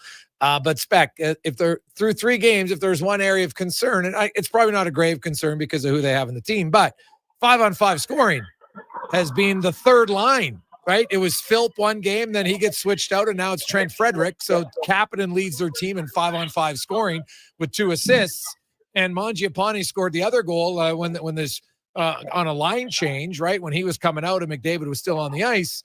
McDavid and Draisaitl didn't score together once, and the coach said, okay, we're going to switch it up. And then I saw your lines today. It looks like they're going to be switched up again for tomorrow. Yeah, so, I guess what you're telling me is you're concerned with their scoring, but the rest of the team's going pretty good. So to me, that's probably really good news, because I think we'd all say, and all our listeners, they're not going to argue with me when I say, I think you can count on their scoring coming back. I think you can count on McDavid and Draisaitl putting things together. I think you can count they didn't get a power play yesterday. The power play produced. Scoring isn't the issue for this team. So if they're winning games and they're not scoring much, that's, what's going to happen when you start scoring, right? You're going to win some more. So that's probably the one area you don't mind seeing struggle at the start, because I think we all have faith, right? I would suggest we all have faith. the Oilers aren't going to go through a whole season worrying about scoring goals. They're pretty good at scoring goals. So I don't have much of a problem with it. Do you? Well, to me, the problem is last year they were 27th shooting percentage team in the NHL, and here they are 31st again to start. So that's something we could say, oh, Demko played great, but at some point, if we say, hey, the goalie's job is to make a big save, then at some point it's the forward's job to bury a chance rather than let the goalies rob them all the time. No, that's fair. And the other thing is they pass up a lot of shots. This is the opposite of a volume shooting team, right? I watched the game last night. There was some passes, like the last pass on the rush when you thought, oh my God, would you just shoot the puck and give the other goalie a chance to let one in? Yeah. You know? Fair point. This team overpasses. They overpass. They've always overpassed. It's who they are.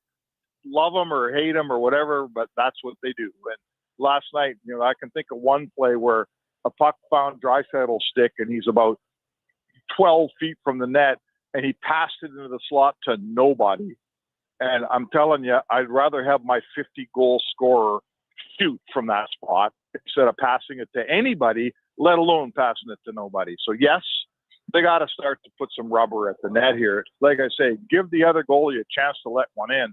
They're not real good at that, and I'm not sure that's not something they should work on a little bit, don't you think? Yeah, a little bit.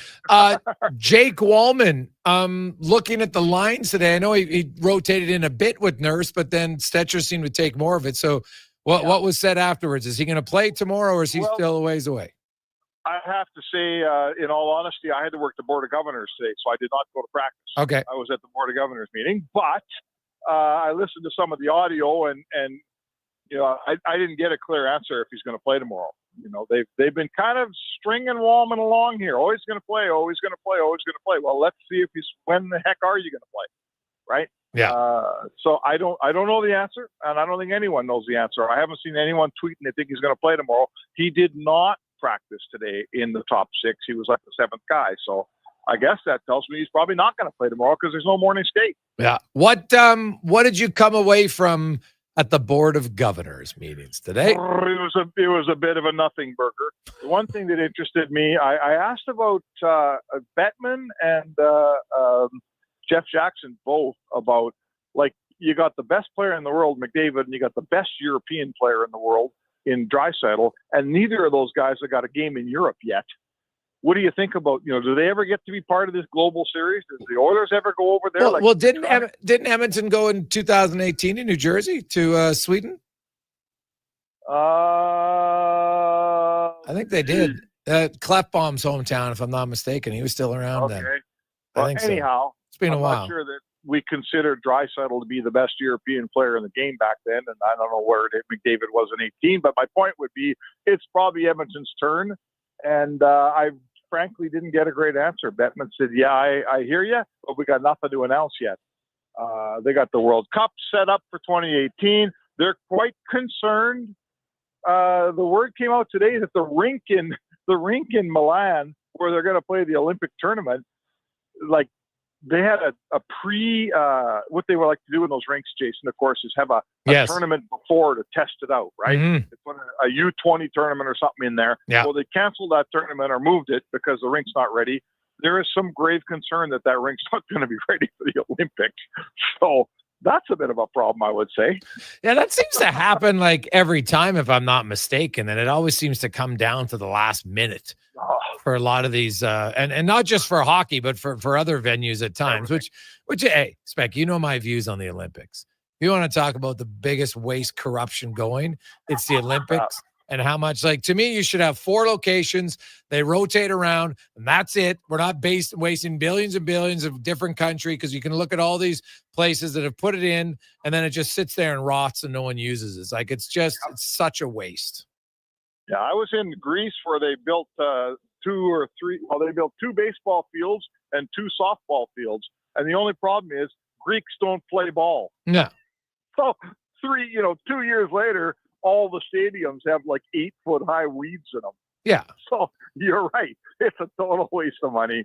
And, I remember going to Turin in whatever that was, 2006 for the Winter Olympics, and that rink barely got finished in time too. So, something will happen. If the rink's not ready, they'll move it to somewhere else in Italy. I'm sure they'll play the thing, but typically, you're right, Jay. The whole IOC thing's a bit of a house of cards. I think it worked in the 70s, 80s, and 90s, and I'm not sure how well it works anymore, but No, God, no. There's been some pretty big corruption cases already. I just think it's kind of a farce. Yep. Now, you look at the lines that they switched up in the game yesterday. That Kapanen Podkolzin, who's ever been their center, was Phil before. I thought they were all right. You put Frederick there, and he scores a goal. And I thought had a nice breakaway from the defender on that play. He takes the pass and just skated away from him. And that's a big goal for Trent Frederick early in the season. I think Kapanen has been fantastic. Yes, I agree. All season. Yes. I don't know. I'm really he's an interesting player because here's a guy, first round pick of the Leafs, plays his way out of town, goes to, I believe, Pittsburgh. Then Pittsburgh waives him. I mean, you waive a guy, you're giving up on him. Then St. Louis waives him, and Edmonton gets him. And he really looked in the mirror and said, okay, this is it for me. I've been waived twice. If I'm going to play in this league, I better start playing hard here. I got a good team around me. And I think Kapanen has been a really good player in Edmonton. Oh, God, I agree. Player at the right time. And this season, you're right. Every guy that plays on that line looks good. I thought Kapanen was excellent last night. Podkolzin's turned into a really nice player. And Frederick's probably better suited with those guys. I don't think Frederick's Frederick's not playing with McDavid and Draisaitl. I never thought that would work. It didn't work. And don't put a guy he's a bit of a fish out of water on the first line. Give him a role. Give him, play him where he's supposed to play, and you'll probably get a good player. Play him where he's not supposed to play, and you're going to be disappointed in him. And last night, that was a good line. Kapanen and Frederick put a goal together. They were good together for sure. Yeah, 2 games is never enough for me. Zach Cassian, Pat Maroon, I'm not sure those guys fit in any better than Trent Frederick, and they had success. I think it's, right time, right space. You get a goal early, maybe you can change it. I won't be surprised if Trent Frederick ends up in the top 6 as a winger on one of those 2 lines at some point during the year, because we know that they're going to rotate around. And Knobloch, he's always done it, and I'm fine with it. He moves these guys around. Howard played just under 8 minutes last night. Seems like it's only a matter of time, Spec. Now, they do have 2 extra healthy guys, and they're still keeping him there. So, obviously, it's not like they don't like him necessarily, but I just think eventually there'll be a GM-coach conversation says, okay, he's not playing, and that's fine. That's your right as a coach, but then we're going to put him in the minors. Yeah, there sure is no point having Eichhardt up here playing 7 minutes and 50 seconds. There's just no point in that. It's not helping the player, So you're right, Jay. Either the coach has to decide I want to play him more, or the GM has to decide then we're going to send him down. But a young first-year pro playing less than 8 minutes a night is just it's poor development. It's poor development. And I heard you earlier on talking about guys going to the minors. Anyone who's don't tell me I'm not going to the minors or I don't want to go. That's just, it's not up to Eichhardt to make that decision. I think the last guy in Edmonton whose agent, made it a priority that he can't go to the minors was Jesse Puljujarvi. And they said, no, he's an NHL player. We don't want to be in the minors. How'd that work for Jesse, right? Not very well. So Eichhardt should go to the minors, play in the minors, get a year in. Look what happened to Matt Savoy. Savoy is a I'm not telling you he's a way better player, but he's more prepared for this game. It can hurt Howard a bit, and I have a feeling that's coming down the pipe, don't you? Yeah, I think it's only a matter of time for sure. Because, this weekend, once Wallman comes on and then Janmark and Regula, if they're ready, we'll see. They've said they're ready, but at some point here, you never know. At some point here, something's going to have to move on the roster. There's no question about it. And Spec, sure. we will talk about young Schaefer and the Islanders tomorrow on the show. Yeah, I'm excited to see him play. Everyone's really talking him up everyone says he's unbelievable. I was talking to a couple of New York writers today who've been watching him, and they're like, "You're going to love this guy tomorrow." So I'm going trucking out to the UBS Arena out in Queens. And that's where we'll do the hit from tomorrow. So I'll let you know what I hear, my friend. All right, buddy. Have a good trip. We'll talk to you tomorrow. Right. Thanks, Jake. That's Mark Spector, the Spec Report brought to you by GS Construction. Jason Gregor, Connor Halley with you, Sports 1440, sports1440.ca. We'll return. Joel DeBlanco will join us as the Elks. Oh, baby. It's been playoff week for the last 2 weeks. They've won both. They got to do it again. We'll talk about it. Then how do they slow down this big play BC Lions offense? Find out next.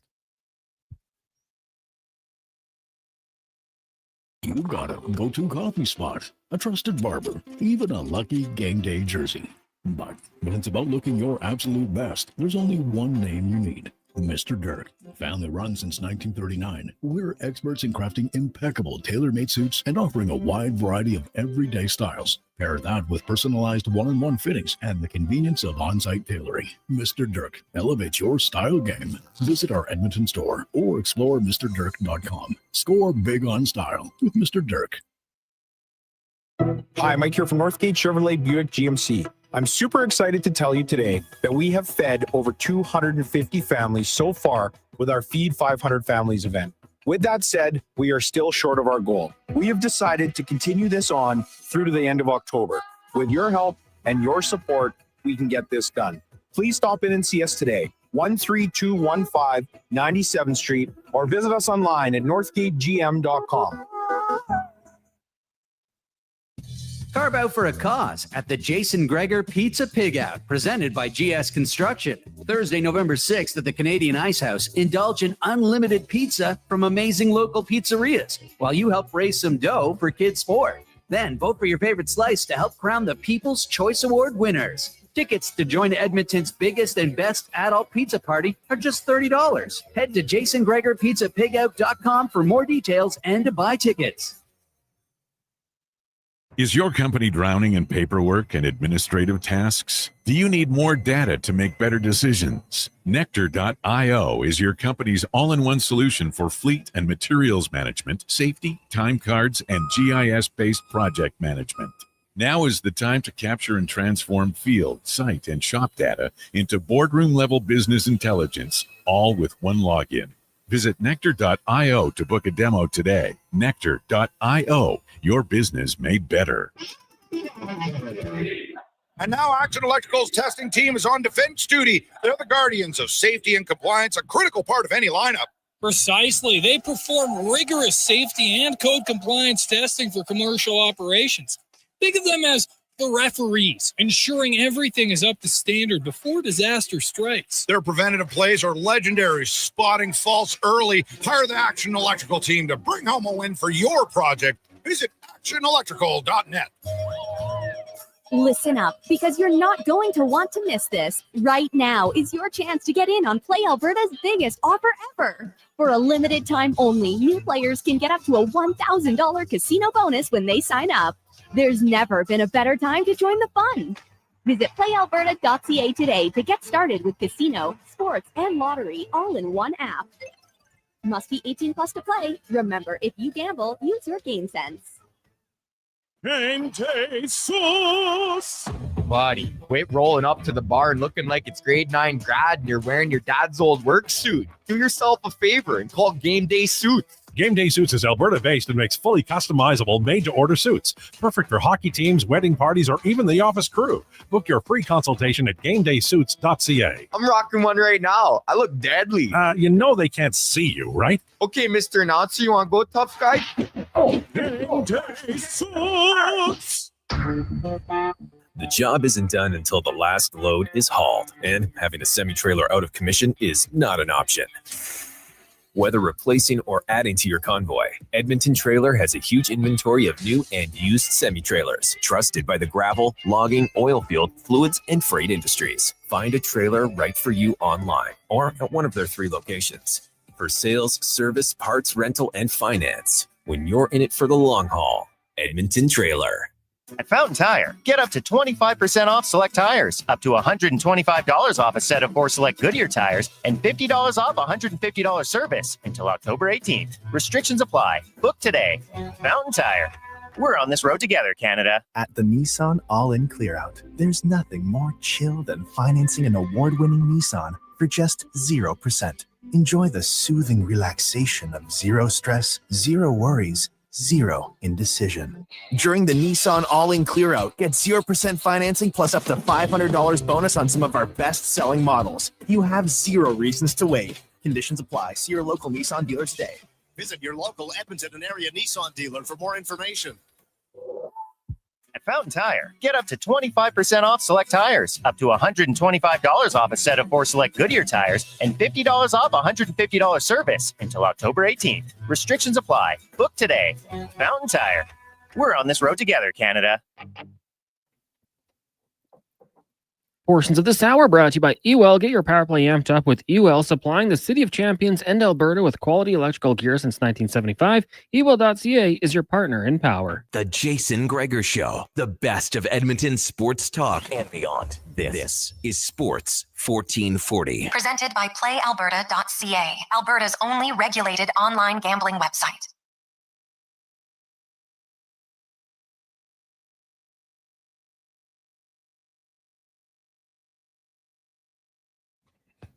.532. Welcome back. Jason Gregor, Connor Halley, Sports 1440, sports1440.ca. You can say hi to Declan, running things at YouTube, Facebook, X, and Instagram. Get on the YouTube page. Be sure to hit the subscribe button. Very much appreciate it. As it is the Gregor Show presented by PlayAlberta.ca. As we get to our Elks report, brought to you by Legacy Heating and Cooling, where the rates never change. No OT, whether your furnace conks out tonight, on the weekend, call Legacy. They'll come fix it. No extra charge. That's how you build a Legacy at legacyheating.ca. And the green and gold are looking to extend their legacy on this season. They've been in must-win situation here for the last few weeks. They got wins over Saskatchewan, wins over Winnipeg, and now they will head into BC to take on the BC Lions and win again and keep their playoff hopes alive. And we are joined by a guy who's been right in the middle of the Elks resurgence here down the stretch. Middle linebacker Joel DeBlanco joins us. Joel, welcome to the show, man. How you doing? Hey, great. Thanks for having me. Hey, man, appreciate you coming on. You know what? Can you talk about kind of the excitement? Like, I know it's not officially playoffs, but you guys have been in playoff mode here for the last few weeks, and obviously you had a lot of success doing it. Yeah, no, I think it's just the mentality going into each game. It's live or die, and backs against the wall, and just excited to be. I mean, we're just grateful to continue to have an opportunity to keep on going and be in the hunt. And we always say to each other, what an opportunity we have to, dig out of this hole we made, and that's what we're doing. We continue to plan on doing it. Joel, I was looking up a lot of the statistics. The BC Lions, they're near the top in a lot of offensive categories, and passing yards and average yards per completion, play from scrimmage, all those sorts of things. They don't have a ton of pass attempts, compared to their passing yards. They're really a big play offense. So how do you, as a defense, prepare for an offense that you might go 2 and out, and then boom, they hit you with big plays? Is that a different offense to have to scheme against than maybe some other ones that maybe can hold on to the ball a little bit more?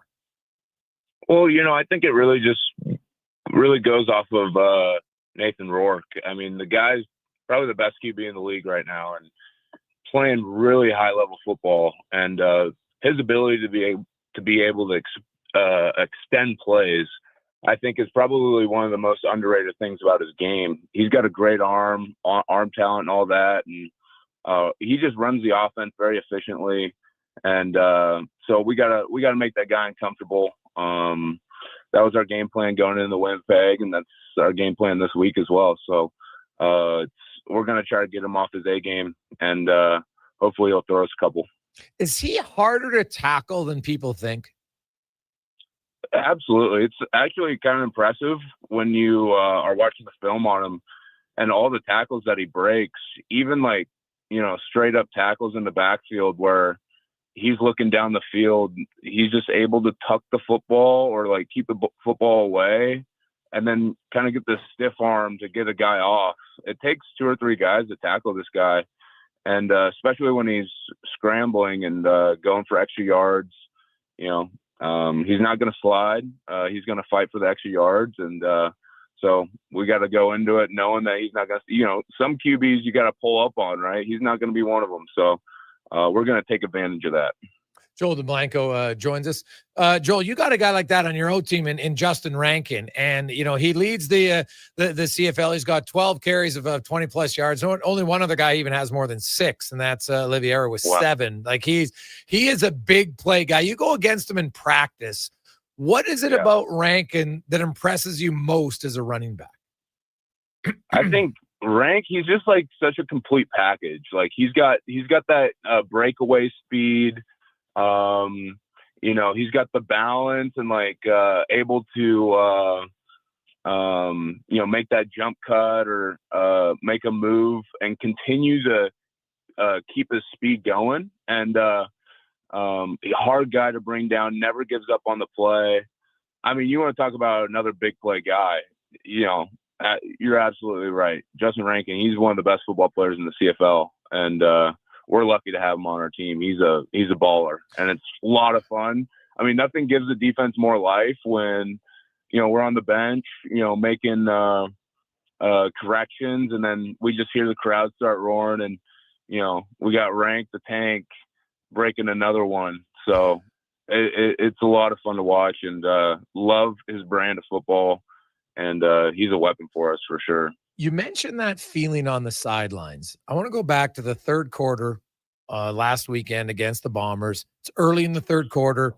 It's 3rd and 2 from your own 46-yard line. Usually that's a punt play all the time, but the odds actually say teams who gamble 3rd and 2 actually complete it like 68% of the time, but teams only go for it 35%. So they should actually do it more. Your team does. Are you watching that play, and do you sense not only does he get the first down, obviously he runs for the touchdown, and just how much emotion that gives to a team and really, probably could change the whole outcome of a game on one play? No doubt. And, we've talked about it a lot in college, and my head coach would always say, listen, football is about finding a way to, get the momentum of the game, and then the teams that are the best at keeping that momentum. And I think that's something that we did really well in that third quarter, coming out that second half. I know in the past we struggled a little bit in third quarters, but we came out hot.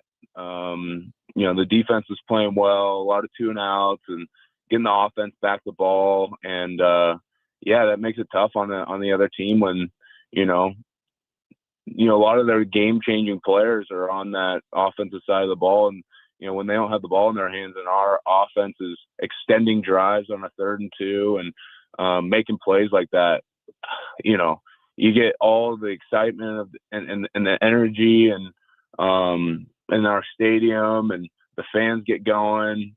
We just got to allow that to snowball into more, right? And so, it was a lot of fun, and I think a changing, very defining moment in that game. And especially, also with that punt return for a touchdown and how crazy of a play that was, right? And everybody just maintaining their poise through it all. And, obviously Winnipeg had that crazy catch, but just each time we got off the field, we're like, get ready to go back out there. Get ready to go back out there. I think we stopped them in within the 3-minute mark, and maybe it was like 2:48, 2:30 around, and we're like, get ready to go again. Get ready to go again. And so we're not letting any moment relax. We're pretty dialed in with everybody on the sideline. So, yeah. Joel, do you sense, is your team just from play calling to execution, it looks like it's more aggressive than it was early in the season? Like, I know, your DBs are obviously playing more up than they were early in the first month of the season, and that might have to do with experience and a lot of different things. But do you sense it as a player that your team's play calling's more aggressive, which allows maybe the players to play more aggressive? Yeah, no, I think JC has done a really good job of, there's been an evolution to us in this defense, and a lot of the time we're playing calls that are very simple. Like we run a lot of similar stuff. I think it's a lot of, I think JC's getting more confident to be more aggressive in some of those situations where maybe he wasn't sure or hesitated a little bit, because he wasn't sure if we'd maybe execute it earlier in the year or something. But we're in a very comfortable place with our defense.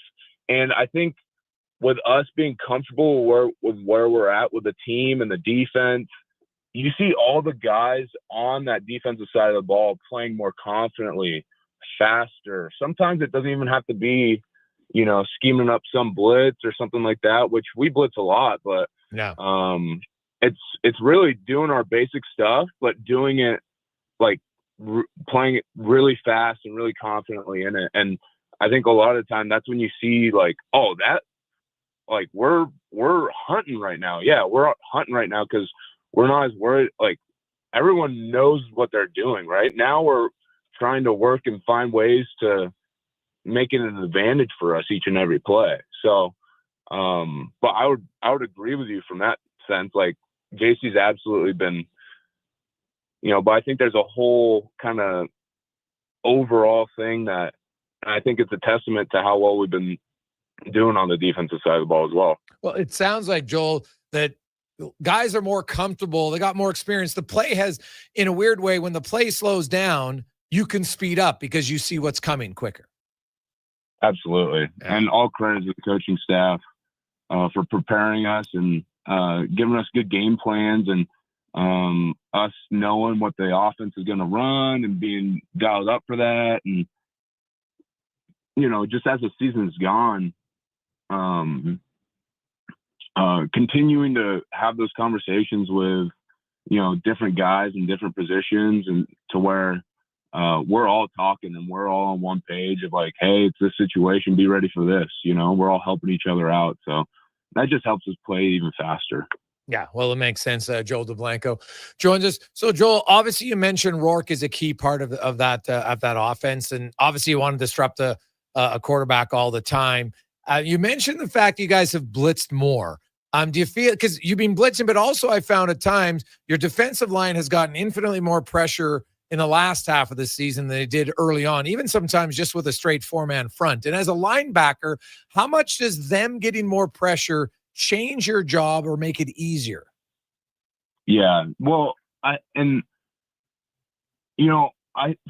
we looked at a stat. I don't know if it was halfway through the season or something like that, or maybe 3/4 of the way. And it was, we had the most pressures of anybody in the CFL, yet we had the least amount of sacks, right? So it's like, how do you bridge that gap from like getting a pressure on a QB, like disrupting him, versus actually making the play? And those guys can continue to work, and they work after practice. And in terms of just open lines of communication, we drop a lot of those guys into coverage, and they've taken huge steps, and we can do a lot with like our defensive line, and they've just been eating up front, and guys are playing free. And you look at when we played Winnipeg, there's not many times where Zach Collaros is able to step into a throw and really get all of it. He's always got a guy in his face, whether that's, him getting a hit on him, or he can't even, or even if he can't step into a throw, and all those things play into, coverage and us being able to get, a pick or something like that. Like a lot of times you see an interception, you go back and our D lineman's causing problems for the guys up front. And so that's been a huge part of it. And those guys are playing fast and confident. And I think it just goes into everything that we've been doing, top down, playing faster and more physical. Joel, great stuff, man. I appreciate the candor. Continued success, and enjoy Friday night. Should be a great game. Yeah, thank you. I appreciate you having me on, and God bless you. And really excited to keep this thing rolling and to get out there on Friday. Awesome.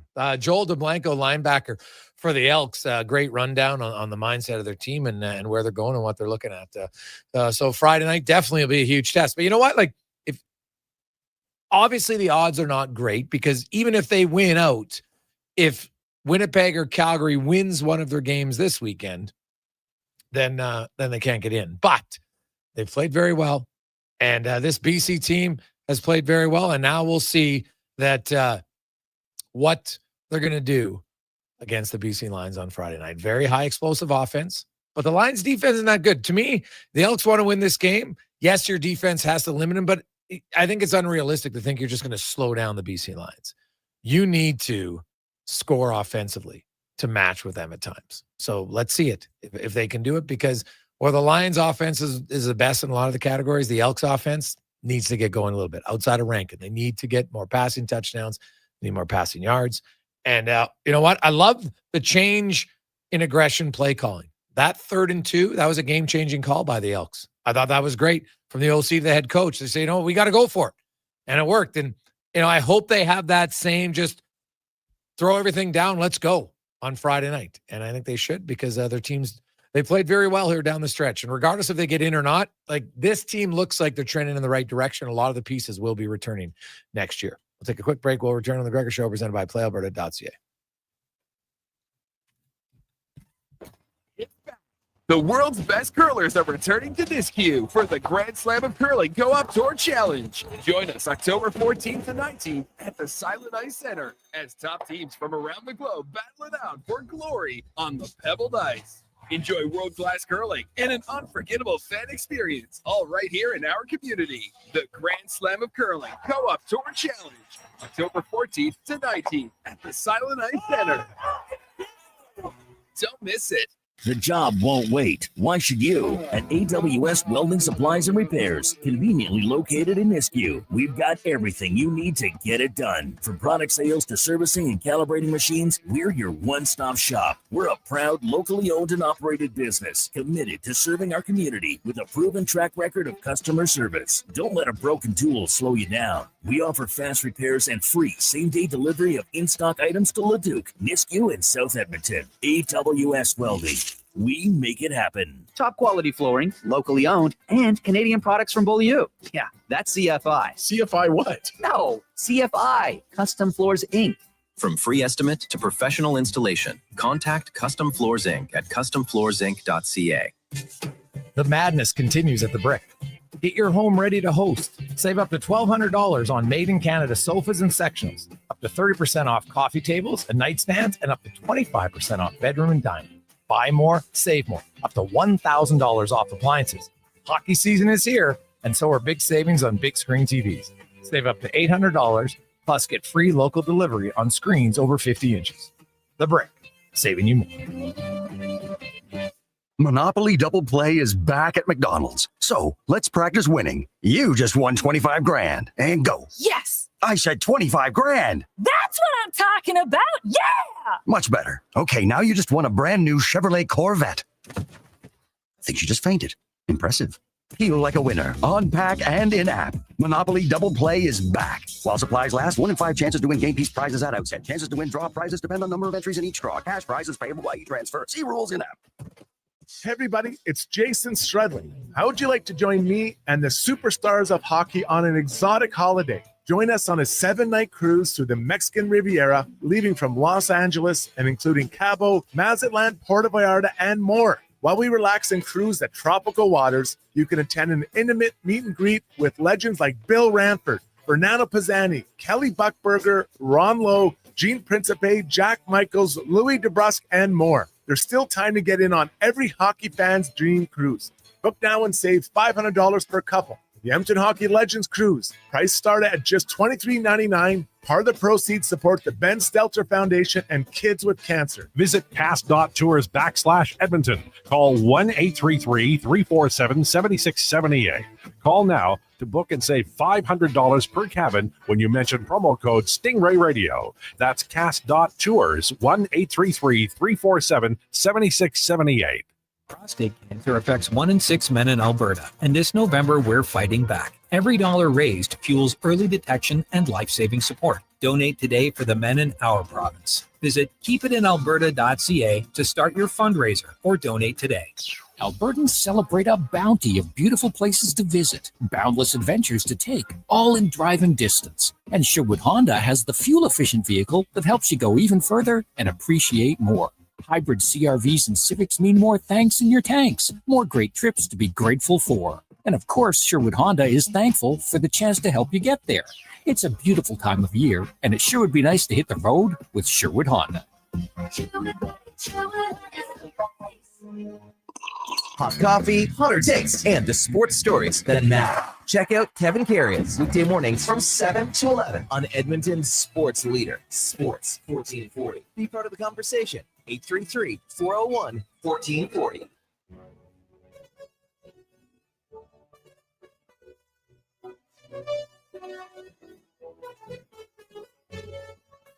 Portions of this hour brought to you by Cantork. What's the best way to beat the tariffs? Buy Canadian. Cantork's products not only made in Canada, but right here in Edmonton. Save money, support Canada at Cantork.com. The Jason Gregor Show, the best of Edmonton sports talk. We got Tater, but we got to get Sports 1440. Presented by PlayAlberta.ca, Alberta's only regulated online gambling website. We roll through. Let's quickly get to the 2-minute warning with Cam Tate, brought to you by Legacy Heating and Cooling. Here is the 2-minute warning with Tater. Tonight's Edmonton Oil Kings encounter is not merely a hockey game. It is an exposition of geometry and destiny intertwined. There are more angles at play than in a conclave of Pythagoreans armed with brass protractors and imperial ambition. One could scarcely chart them all without a drafting table and divine patience. The narratives are so abundant, so layered, that reporters within the esteemed New York Times newsroom might labor past midnight, chasing down juicy leads. Hark! There are more angles than Versailles had mirrors, all reflecting, refracting, and, inevitably, returning to Edmonton, the crucible of character, the forge of youth, and the citadel of Major Junior Hockey's relentless theater. Everything, invariably, leads home. Tonight at 7, Rogers Place hosts a hockey tale steeped in irony. The Portland Winterhawks, born from the Oil Kings' 1976 move south, return to face their Edmonton successor. Now, just Wednesday, the CHL's top 10 rankings dropped, crowning the Oil Kings at number 5 in the country, just behind Everett, coached by ex-Kings bench boss Steve Hamilton, son of Al, a 1960s Oil Kings stalwart. Don't look, Grandma, they're streaking out there. Defenseman Blake Fiddler has points in back-to-back games. Forward Poole Anderson has goals in back-to-back games. Forward Max Curran has points in back-to-back games. Forward Joe Iginla has points in back-to-back games. Forward Lucas Sachin has points in back-to-back games. So, are you ready for Cam's call? Edmonton 5, Portland 1. 2-minute warning. Weekdays. Gregor, Halley, Tate. Sports 1440. Oil Kings are good, man, and they'll look for another victory tonight. Tomorrow we got Oilers and the Islanders. Can the Jays get back in the ALCS? We'll discuss that and more. Have yourselves a lovely Wednesday evening. Let's get to the con man and a Sports 1440 update brought to you by Loca Quality Market. Your next dinner is ready at Loca Quality Market. For gourmet meals, you can choose from over 200 chef-prepared meals. 2 locations to serve you, Edmonton and Sherwood Park. Check it out online, loca.ca. Good night. This is a Sports 1440 update. Big game for the Jays tonight in Seattle. Game 3 of the ALCS currently down 2-0. They'll send veteran Shane Bieber to the mound, while the Mariners will counter with George Kirby first pitch about 10 minutes away on the ice tonight. Sabres and Sens tied at 1 apiece after 20 minutes. Red Wings Panthers scoreless. Later this evening, Blues host the Hawks and the Flames taking on the Mammoth. The Oil Kings in action, hosting Portland. That gets going 7 o'clock down at Rogers Place. In the BCHL, the Saints in action in Chilliwack taking on the Capitals at 8. And earlier today in the AJ, it was Camrose shutting out Lloydminster 2-0. That'll do it for us here on the Jason Gregor Show. Up next, it is Fox Sports Radio. Live local coverage resumes tomorrow morning, 7 a.m. here on Sports 1440 and streaming on YouTube, 7 a.m. with Kevin Carrius. I'm Connor Halley. This has been a Sports 1440 update. Sports 1440.